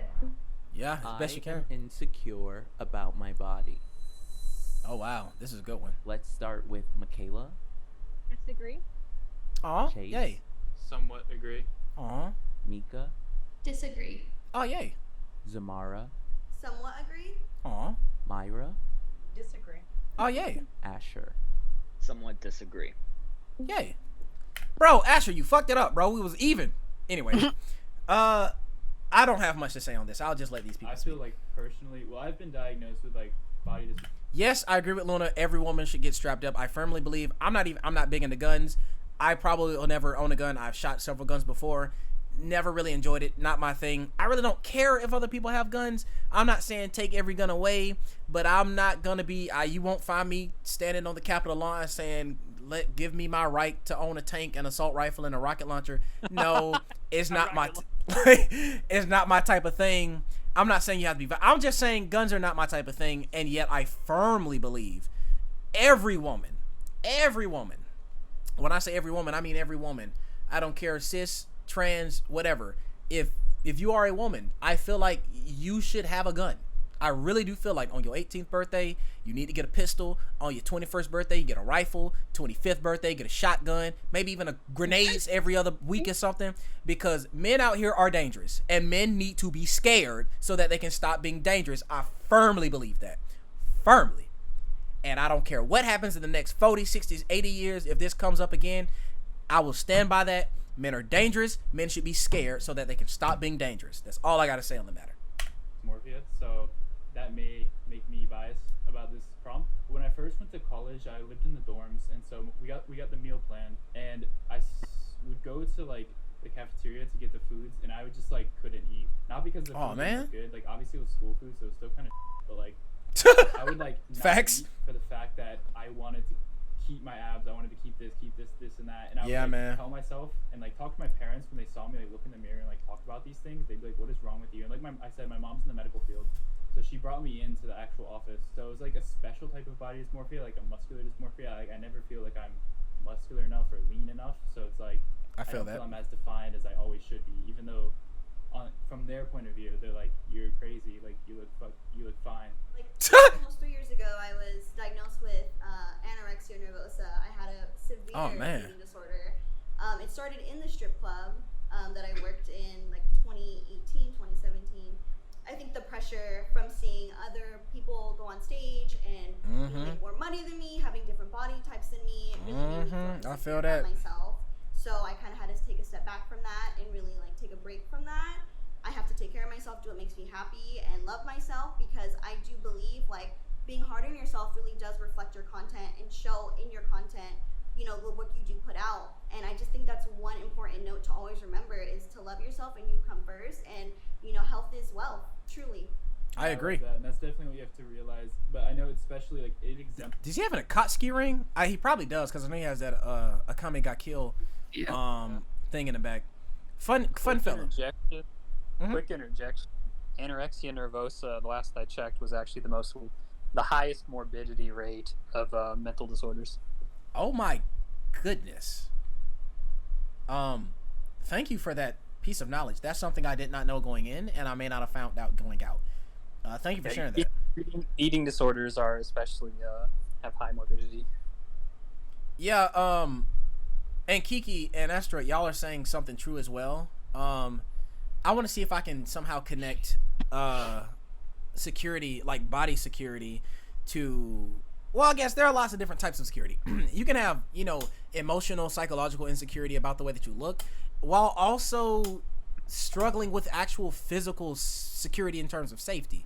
You know, we're saying that, yeah, women need to be strapped out here. 100% agree. Like Kiki was saying, in the UK, a woman is murdered, and they're saying women walk in groups, but they're not saying anything about what these men are doing. Yeah, telling women who are victims, survivors rather, of sexual violence, telling them that what they're wearing should change, their behaviors themselves should change, and not, you know, maybe we should stop raising rapists. Maybe we should stop raising murderers. You know what I'm saying? Like, maybe the response to gun violence should not be more protect yourself from gun violence. Maybe it should be maybe let's prevent gun violence, you know? And I try so hard. It takes so much effort for me not to turn every single topic into a political discussion. Y'all know how hard that is for me, because that's all I ever want to do. However, the content is ripe for it. I really do feel like there are so many different attitudes about gun ownership, where some people say, I feel like I am not safe without it. And some people like actual physical bodily immediate harm. Whereas other people are like, if I don't have this gun, the government will come and do whatever they want to with me. I'm not going to say that's less valid. I'm just going to say it's a little different. It's a little different in my opinion. Maybe I'm wrong, and I'm okay being wrong. But maybe that's a little different. But some people prefer what a gun represents as opposed to what a gun does, and for other people it's the opposite. I like what a gun does for women more than I like what a gun represents. I understand why the Second Amendment is important. I understand how you should be protected from government overreach. I understand in general that you should be equipped with the same weaponry, the citizenry, the populace is what I'm saying. That people should be protected, should have access to the same weapons that the police do, not the military. But if the police have it, then you should be able to have it as well, because the police are civilians and everything. I get that. All of that makes sense to me. However, I'm just of the opinion, I feel like women need to have guns. What, that makes sense to you? What are you saying? What is that you're referring to? Ordinary citizens should be able to have the same weapons as police? Yes. If police are allowed to have it, citizens should be allowed to have it. And if citizens can't have it, police should not have it. So if nobody has it, if police don't have guns, we don't need them either. Police have guns, which is why we need them. That's my general idea, is that you should be able to protect yourself from the armed men, women, from the armed figures of authority that you interact with on an almost daily basis. You should be able to protect yourself from them on equal ground. Generally speaking, you're arguing for protective versus proactive. I'm not sure what you're saying. The thing is coming. So you're arguing for protective versus proactive, and that basically goes counteracts to the previous argument, saying that you support that we should be trying to prevent the gun violence versus trying to, have more guns to protect ourselves with. You can't have both arguments because it's on the same plane. I disagree with you. I do have both arguments, because I believe that we should not be telling women to change their behavior to be safer, while at the same time I'm saying women need to own guns. Both of those things have to exist. One of them is an idealism, another is a reaction to the reality. My idealism is that we should not be telling women how they need to be safer. We should make the world safer for them. The reality is women aren't safe, and so my reaction to that reality, women need guns. When it comes to the police and the gun ownership thing, I feel like we should prevent gun violence, police violence, in all forms in general. However, I understand that the reality of the situation is you should be able to protect yourself from the police. That's why these other things exist.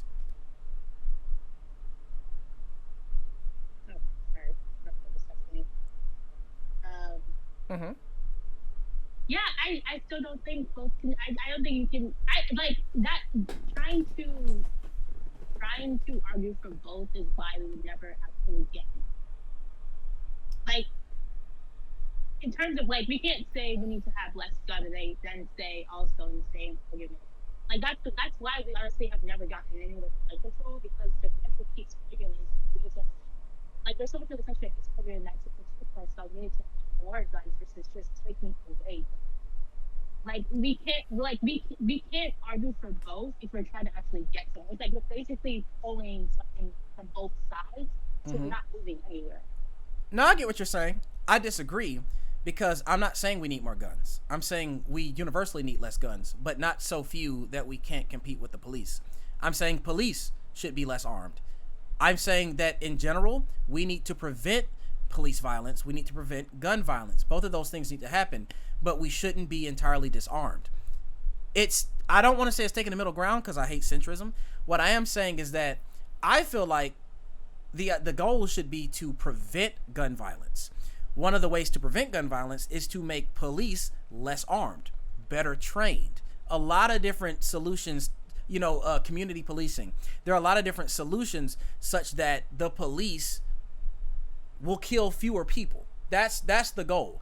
But we can do that without saying guns should not exist any longer. And I'm not even saying that guns shouldn't exist. I'm not even going to say whether or not I feel that. What I'm saying is I want gun violence, especially police-involved gun violence, to be prevented. There are ways to prevent that, and yet I still believe that if the police are armed to a certain degree, that is the same degree to which the people should be armed as well. And saying that the people should be armed to the same degree as the police is not the same as saying we need more guns. You can say we need less guns and the people should be armed the same way the police are. Both of those things can coexist. Quick interjection here, not necessarily having anything to do with y'all's argument, but Marquise, I think you would be interested in watching or looking up the Zimbardo Stanford prison study experiment. I have a minor in sociology. I could not. So you're familiar? Yes, I had.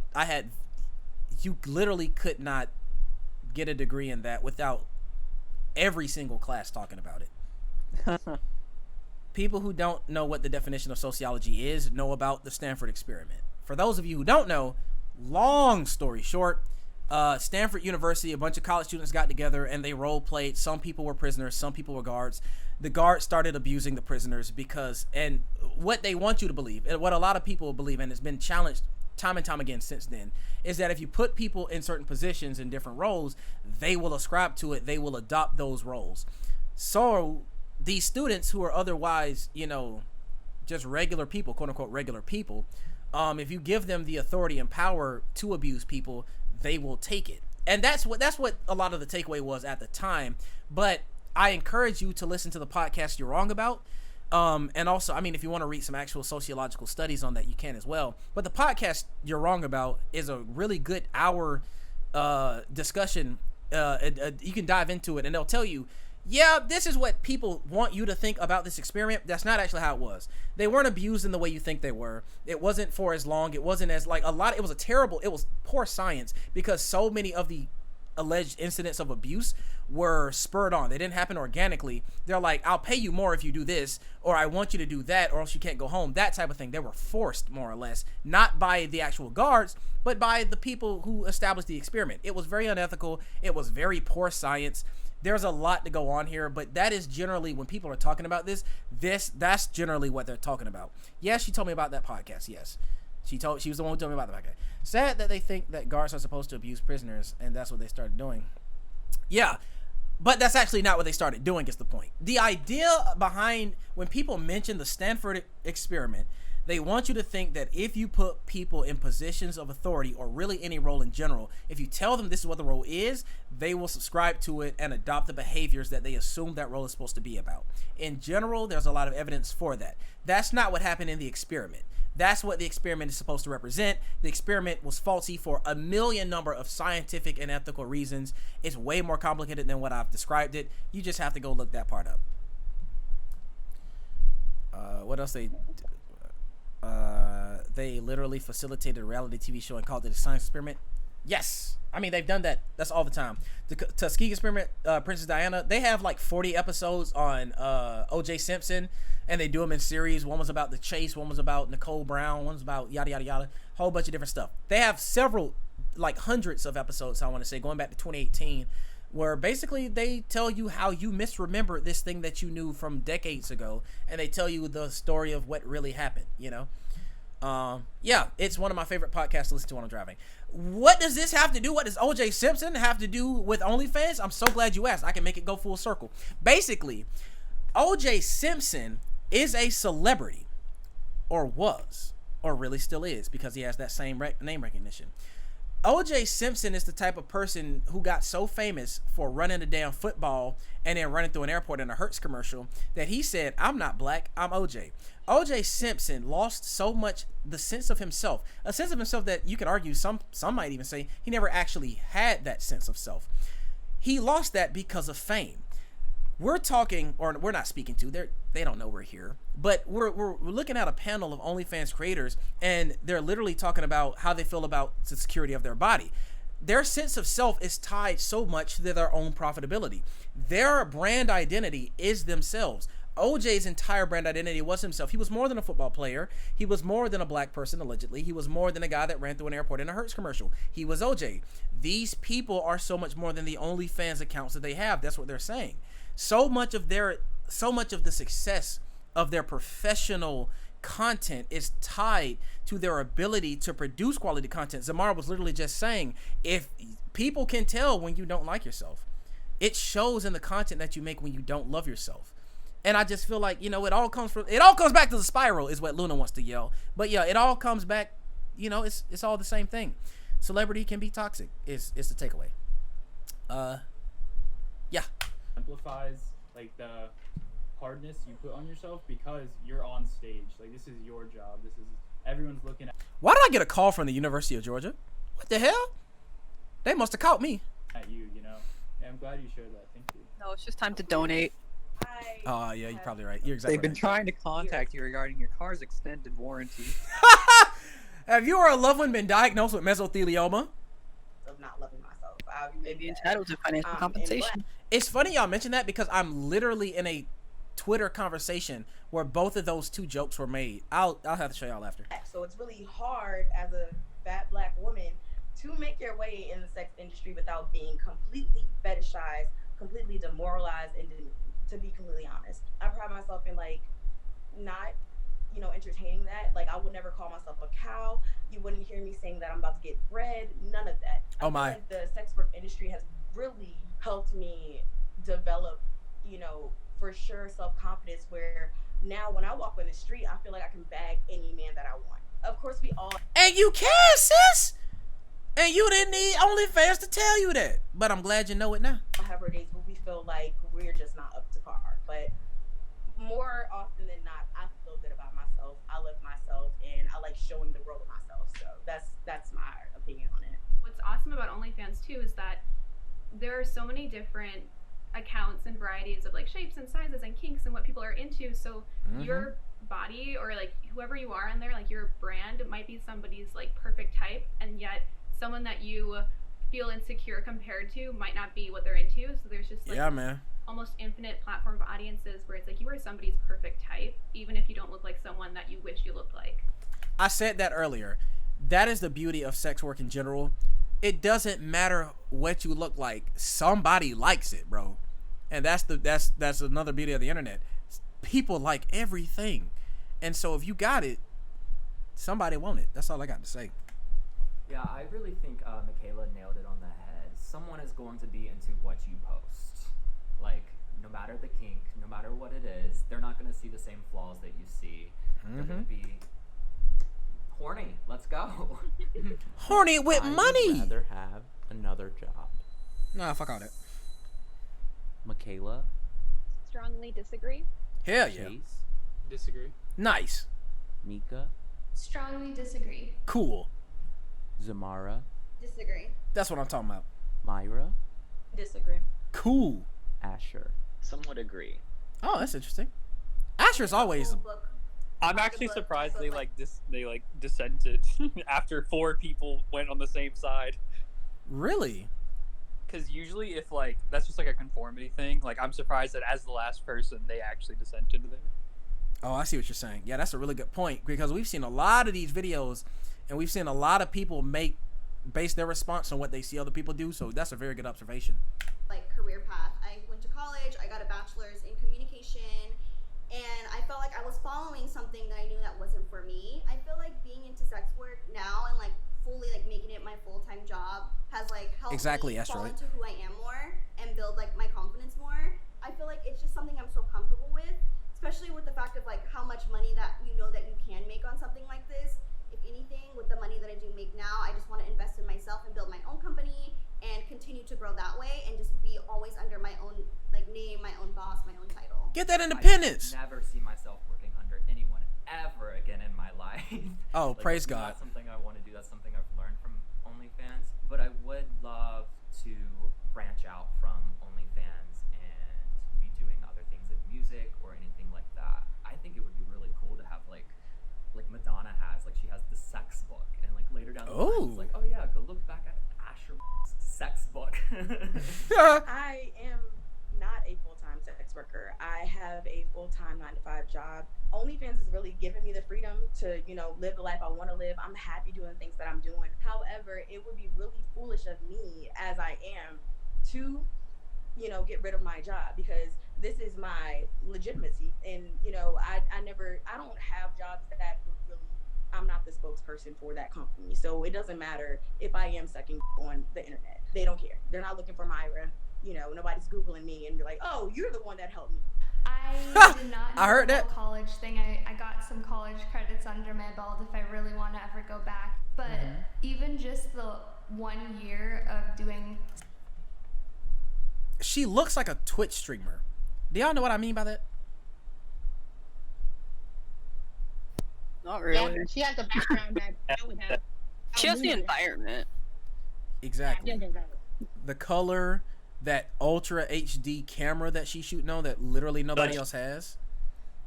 well, she was gonna go on YouTube. At least don't send them a good camera. Yeah. Wait, what? She looks like a YouTube streamer. Yeah, you know, the chair, the light in the background, the color, the atmosphere. I love that light though. It's so nice. Yeah. Y'all get what I'm saying. She does look tan as well, Luna. Luna always out here trying to throw smoke. School, it accumulated so much debt, which thanks to OnlyFans, I've paid off. My boyfriend and I just got a Tesla. We're planning on... You and your boyfriend just got a who? Tesla. Hold on. I mean, they kind of ugly, but that's a flex still. That's a dummy flex. Hold on. What we finna do is... It depends on which Tesla. It don't matter. I can't afford one. It don't matter. No. Okay, I mean, it's a name drop nonetheless. Exactly. Yeah, it's a name. It's like, yeah, me and my boyfriend, we just bought a Tesla with my OnlyFans money. If I could say that, shit. Technically, you could buy a Tesla right now. No. Please. Hey, get that accessory. You really could. Do not let Liz lie on me. Do not let Liz do this. I'm OnlyFans with my VR avatar. Bro. Oh, people are here for that. You could buy a Tesla Model 3. Listen, I don't want y'all to be misled by this woman, this insane woman who is saying, Marquise, you can purchase this Tesla. No, I cannot. No, I cannot. You have enough money to purchase that Tesla. I promise you. What makes you think that? Oh my God. Your opinion of me is so positive, and God knows I appreciate that. I love that. That's wonderful. I just wish it was accurate. Is that my bestie in the Tesla? I just wish it was accurate. Also, what I like about Teslas, just buying Tesla, you can order them, they'll ship them to your house. Let's hit order now. Hold on, let me get off this page because it may show up my address. Hold on, let me show y'all. Let me see if I can find Oh, look at that. Okay, I got the prices. I didn't have to show my thing. So, I can get a Model 3 Tesla. It'll come between 1 and 13 weeks. Between 1 and 13. Depends on how long it takes them to build that bitch. Anyway, standard range, $33,000. I could purchase a Tesla. I don't know why she thinks I can do this. What? You didn't buy it. What? They probably didn't buy it. They didn't put on the $5,000 once anyways. What makes you think you can't do the same? Listen to me. I understand that you're not saying I have the cash. I understand that. However, I think you're inferring that I have the credit to make this purchase. You are sorely mistaken. I don't have the income to make the monthly payments that you're inferring that I have. Like, Liz, I appreciate this opinion that you think you have of me. Again, I just wish it were accurate. Anyway, hello, WAP. Nice to meet you. How'd you find the channel? Welcome. I don't think I've seen you before. Hello there. Anyway, we're talking about how to eat a banana. No, we're not. We're talking about OnlyFans. What am I talking about? All right. Doing road trips, camping in the Tesla, going around filming content in it, and I would never be able to do that. Content in the Tesla? Hello. Basic 9 to 5. I think if I wasn't doing sex work, I would probably still just be like a stay-at-home girlfriend, cleaning, cooking. That's true. Say that again. You know, all the artists, they love to say, you know, I could be working a 9 to 5. It's probably not working 9 to 5. You just really understand the problem. You literally have no obligations once you clock out. I'm freed from having to deal with any coworkers and deal with any other people's opinion about anything once I clocked out. She is always on at this point. Who? I don't get it. No, like her and like just artists in general. Rappers. They love saying that in like their songs. It's just like, I thought I agreed with them as a child when I didn't know anything, but now I just don't understand it. Like I truly just don't understand it. I have no desire to be on all the time. I have no desire. I agree. Yeah, like on one hand, yes, 9 to 5 is going to be very boring, but 9 to 5 also generally sets kind of like a boundary between your work and home life. Yeah, that's what I need. Yeah. If you're the like independent creatives, you know, like me, well, I mean, I am, but that's not my primary source of income. But like independent creatives, you know, photographers, videographers, people that work from content creators, YouTubers, things like that. Sometimes there is a blur between what is content, what is your personal life, what is your job, so on and so forth.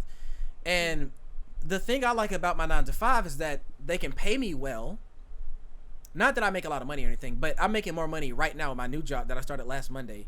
I'm making more money now than I've ever made in any other job before. And if it's after 5 o'clock, I don't look at my phone. I don't look at emails. I don't have to do anything. If I were the type of person where I owned my own, let's just say, if I had the freedom, we call it freedom in a capitalist society. We call it, I have the freedom of running my own business, running my own photo studio or something like that. I can never not be on the clock because I am solely responsible for the success of this business. And so it is a huge drawback. I mean, it's a lot of give and take there. I understand the benefits and everything, but maybe I'm just not the type of person that always wants to be on. I'm perfectly fine having a 9 to 5 job, but I'd also be cool if I had my own thing where nobody had to tell me that I lose my job if I don't respond to this email. I may lose a contract, may lose a client if I don't do X, Y, and Z. It's all my responsibility. But it's like they're just different. It's different levels of risk. And, you know, it's hard to set boundaries when you work from home. I can imagine that it hasn't been for me. There's some stuff I'll tell y'all off stream about my new job and everything, but I'll just say in general, my new job has been pretty chill recently because my boss does not care where I am at any given moment. As long as I turn my stuff in, and it's been like that for my last job as well, it does not matter where I am. They don't care if I'm at the gym or I'm getting my car fixed or anything. If I can respond to an email, if I can turn in an assignment or whatever, nothing else matters. The guy that I work for, I'm not going to say his name, but like, not my boss, not technically my supervisor, but like my boss's peer, I guess you could say, or something, like a regional VP or everything. This man, you can never find him. Like you never know what part of the world he's in. He'll call you from a plane. He'll call you while he's on vacation. He might be from the beach or anything like that. And it's like, I appreciate the fact that I have a 9-to-5 job where I don't have to answer emails after 5 o'clock, but I can answer them from anywhere. I don't have to be in the office. I don't have to be in pants. I don't have to be in pants. I'm sorry, y'all. I don't mean to scream, but that's just such a big thing to me. I don't care about pants. Anyway, my thing is, I understand the benefits of both. I understand how people think I can't do this 9-to-5 thing. All right, well, I'll do it for you then. Damn. Give me your salary and benefits. You go fuck around on the internet taking pictures without health care. Do that shit by your damn self. Maybe you'll make 6 figures. Maybe you'll die broken alone. I don't know. But I do know there is a bottom. Listen, bro, I'm just telling you, the sky's the limit. There's no upper limit or bottom limit when you're an entrepreneur. But there is a bottom limit for me when I work a 9-to-5. And right now, that is more important. It is more important that I will not slip into, there's a threshold beyond which I am likely to not slip below. That is more important to me, especially in a pandemic, especially as a young professional, especially as someone just out of college. That is way more important to me than the potential to make unlimited gobs of money. Some people that making money of that magnitude has not been interesting for me for a long time. Money stopped being that interesting to me beyond like the money that I need and the money that I want to be able to do the things I want. Like, money has not been an end goal for me for like a decade. I was in high school the last time I wanted to make a lot of money. I want to make what is probably considered to be a lot of money so I can do a bunch of other shit and not have to worry about clocking in every single day. But no, like, I just don't want to be poor anymore. I don't think that's asking too much. What, Block Mike, what he saying? I don't get how work from home jobs can be until I started. Wait, I didn't get how bad work from home jobs could be until I started doing school from home. It has its benefits, but you can never log off. Your teacher can contact you at 11 and just have to be okay with it. I feel like, I don't know if that's a work from home thing. That may be a school from home thing. Yeah. I totally, yeah, okay. I think we got to do both. Who has done both. School from home is 1,000 times worse. Yeah. 1,000 times worse than perfect. I don't know what exactly type of boundaries these teachers just forgotten about. But yeah, that definitely is the worst because there's no reason. Like, I don't respond to emails if it's after 8, even when I was in classes. Because at that point, like, there's no reason for us to be going back and forth this late in the night. Yeah, I feel like, and you're exactly right, Liz and Asteroid, I feel like the fact that I'm learning school from home should not be justification to email me after a certain period of time. Because even if I had your class, I still, how is that different from if I sat in your classroom? If I physically sat in your classroom at 7 o'clock in the morning, or rather, let's just say 8. If I sat in your classroom at 8 o'clock in the morning 2 or 3 times a week, you're not going to expect an email from me if you email me at 6 p.m. Why is it that the fact that I sit in your lecture on Zoom at 8 o'clock in the morning 2 or 3 times a week, why does that suddenly mean I can suddenly respond to that email? Why the hell? What's the difference? Why does that make it different? People that are learning from home, like tele-learning, distance learning rather, I feel like they have it a lot worse than people working from home. I thought that I was going to love working from home, and then I got into it, and I was like, man, it's kind of crazy. I really miss going into the office because it really had that definite break, that actual barrier between this and the third. And then the more I did it, the more I was like, I don't ever want to go back to work. I'm saving too much damn gas money, number one. Number two, nobody can tell me what the hell I can't do. This is my office. You can't come and tell me I can't wear pants as I make oatmeal. Fuck you. I make oatmeal. I pay for this damn microwave. The company don't own this. Like, when I tell y'all, bro, listen, I just got to be honest. I may tell them myself. This may come back to bite. And there were times where I've worked from home in the last 15 months. I won't say when. But I may be technically clocked in at 7:30 in the morning, and it'll be 10 before I actually do any ounce of work. And then I'll work for 2 or 3 hours legitimately and stay clocked in for the rest of the day because I got to get my hours. I got to make my money, right? But my boss doesn't know the difference between a project that takes all day and a project that takes all week. And they never have to. Why would I tell them that? If they say, Marquise, you have 4 days to finish this project, and I finish it on day 1, I'm going to spend the rest of those three days fucking around playing Fortnite or whatever and getting paid to do it. Why would you not? I love working from home. for the privacy. What were you saying, Liz? I literally like always send my stuff like 2 hours after they send it, even if it takes. Because you don't want to build that expectation that if you tell me that it's due at a certain time and I turn it in before that, I don't want you thinking that all of a sudden I'm Superman and I can just do stuff in a drop of a hat. No. If you say I have 10 days to finish this project, I may take 8, 9, or 10, but it's not going to take me 5 and it's not going to take me 3 because now you think I can just do something at a drop of a hat. Hell no. No, I can't. I'm going to take my damn time. You don't want to set that precedent. Exactly, Russell. Expectations low. Exactly. And that is why I love working from home. I'm not cheating the system. I'm not stealing money from the government or anything like that. No. Because if I was in the office, I'd be doing the same shit, but worse. If I'm sitting in the office, now I'm just sitting in the office wearing pants and dress shoes, messing around on YouTube, and then clicking off the screen when my boss walks by. How is that somehow more ethical than what I'm doing now? Now I don't have to bother anybody. Now you ain't got to keep the lights on. Now you ain't got to pay the air conditioning. Now you ain't even got to worry about me giving me a security card to come into the office. It works out for everybody. Like, come on, man. There was like one thing. It's like people that work full-time versus people that work part-time. Part-time workers work more real hours. Yeah. Like proportionally. Versus like full-time workers, because like a lot of that time, because they're just filling in those full entire 40 hours, a lot of that time's like dead time that's not actually spent working. Exactly. I know people that work officially 60 to 70 hours a week in what they consider full-time jobs, like producers, like film producers. They do a lot of work.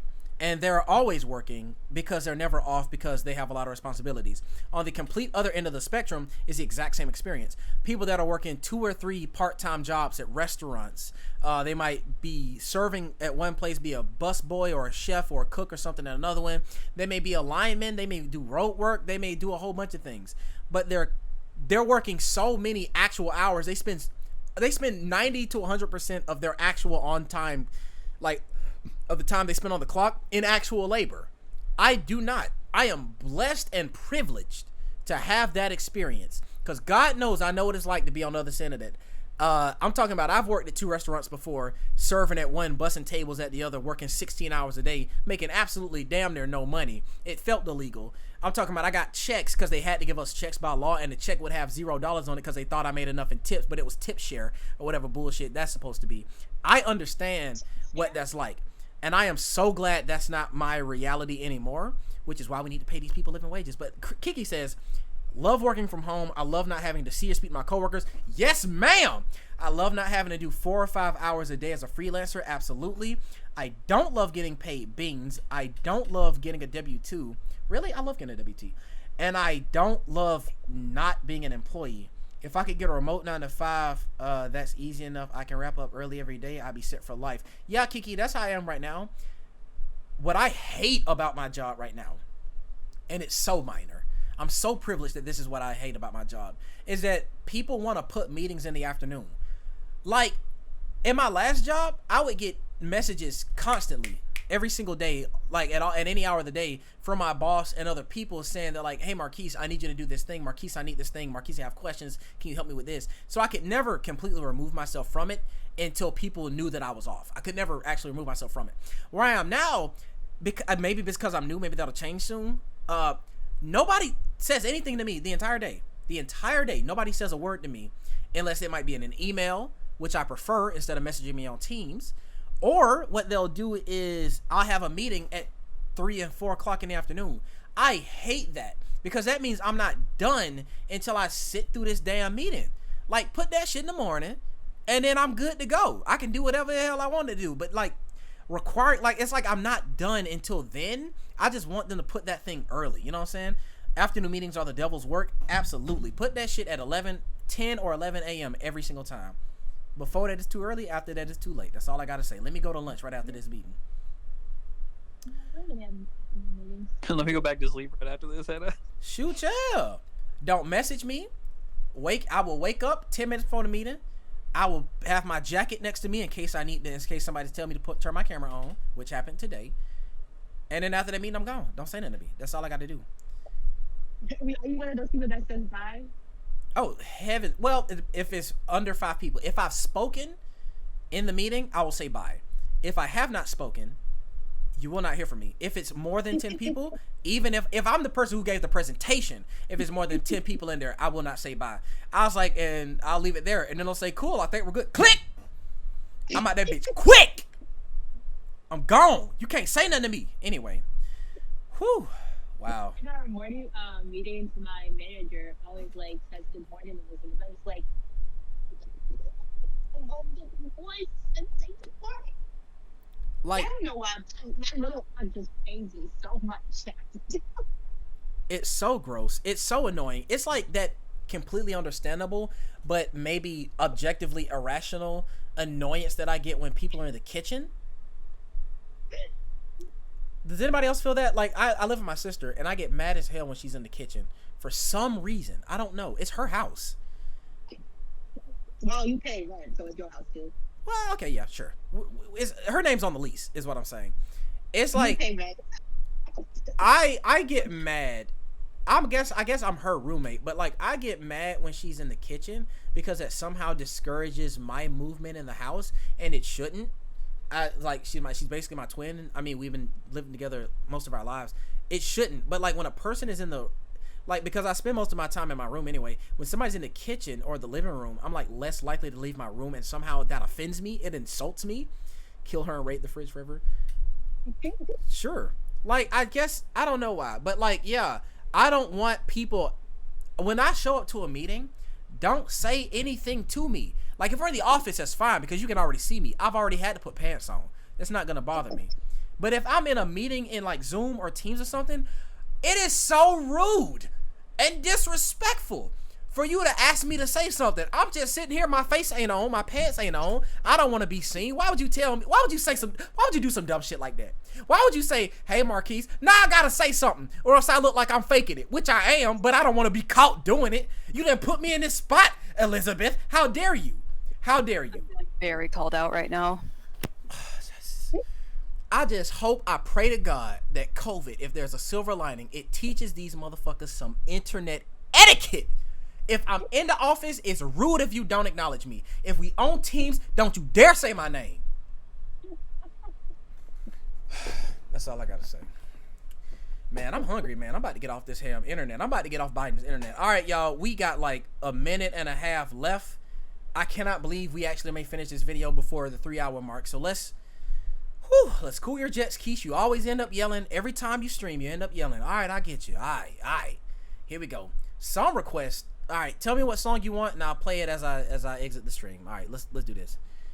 Damn, I'm hungry. You don't necessarily have to be sucking on OnlyFans. You can bake a cake on OnlyFans. Like, it's what you make it, and just being a content creator, and you can suck dick through a cake. I'm so sorry, y'all. I'm so sorry. This day and age, it's really a blessing that OnlyFans. I'm sure falls into it because it's actually been a lifeboat for millions of people in this pandemic. If you want to be real, there's no way. Like, I've never heard of anything like this. Where people have been put in such a situation where our own government is not helping us, and we are all hustlers at one time. I think these conversations. I agree, because YouTube couldn't do that. Twitch almost did that, but it did it for so many fewer people, because you can get on Twitch for free. Twitch, I thought Twitch was gonna do that for me. Like, I didn't even need it. I was blessed enough and privileged enough to where I could work from home. But I thought that, like, oh, it's the pandemic, Twitch is gonna make me famous and popular and everything. And I'm having the amount of success that I feel like I want. Any more, it may get out of hand. Any less, and I feel like a failure. No, I'm in a very good, comfortable place, and I'm happy about this. Twitch can't do this for everybody. It's just not built to do it for everybody. Everybody can have a platform, but not everybody can succeed in the same way. OnlyFans is different because you have to pay for it, and I feel like people are honestly more willing to pay for like sexual content than just some Negro like me screaming about that sexual content. I honestly feel that. I don't feel like I should charge for the type of content I make right now. Honestly, I would rather it be free. Maybe I'll get a sponsorship down the line. Maybe somebody throw me a subscription or something like that. But no, I do this shit for free because I enjoy it. And I feel like the type of content I make is not deserving of an entry fee. There should be no price for admission. I am on here to scream and yell and say things that are dumb and stupid and maybe laugh and play a video game every now and then. That's my whole point. But this type of stuff they're doing, it's not because it's more work. It's just the type of content they make. I feel like I don't mind there being a cover charge, and I'm glad that people, I'm glad that people are able and willing to pay for it, because it really has been a lifeboat, like she says. These are really important to. There's anything I've learned from TikTok is you can make money doing anything. People Hell will yeah. pay anything. Hell yeah. People would pay for content even if you don't believe what people say. If people like it, they'll talk with their dollars. Stigma around sex work and to normalize sex in general. Also, I'm so thankful for OnlyFans allowing us to express ourselves sexually, while Instagram or TikTok or anything like that is constantly shutting down and censoring voices of LGBT or anything of that sort. Exactly. And I think it's also important for us as a community of creators or anything to stand against the internet regulations that people or government is going to put on the internet, things like that. It was good to meet you. Thank you. Great. Guys. Yeah, I 100% agree with that last section. Everything they said, I completely agree with. I know Instagram, they're a private company. They can decide who is and isn't on their platform. There's nothing wrong with that. That's their thing. I appreciate that there are spaces where certain content that may not end up on those platforms are able to go. I really do appreciate that. Now, we have a song request. Kiki wants Cruel Summer by Bananarama. Did I pronounce that right? I think I got the Cruel Summer right. All right, let's hear it. Okay! I'm fucking with it! Yeah! Uh-huh. Anyway, folks, I had a really good time. Bougie way to say it, Bananarama. I had a really good time. This was a good conversation. I'm gonna post a Discord, so if you're here, thank you so much for coming. If this is your first time joining the conversation, join my Discord. We have an entire Discourse channel. Don't have to worry about it. We don't post, arguments in the chat, in the main chat at least. There's a channel there. You can post some videos, post memes, food, pets, all that type of thing. Come join the conversation. I don't know what she just said, but yeah. There's just a lot of opportunity. If there's something that you want us to talk about on stream, I encourage you. Tell me about it, because I want to talk about it. I'll talk about anything for any time period, because talking is all I can do. So yeah. Anyway, hold on, let me see real quick. What do y'all want to talk about next? Let me check the Discord real quick and see if there's something. What are we talking about next Thursday? I'll be having another conversation next Thursday. Let's see. Let's check the Discourse.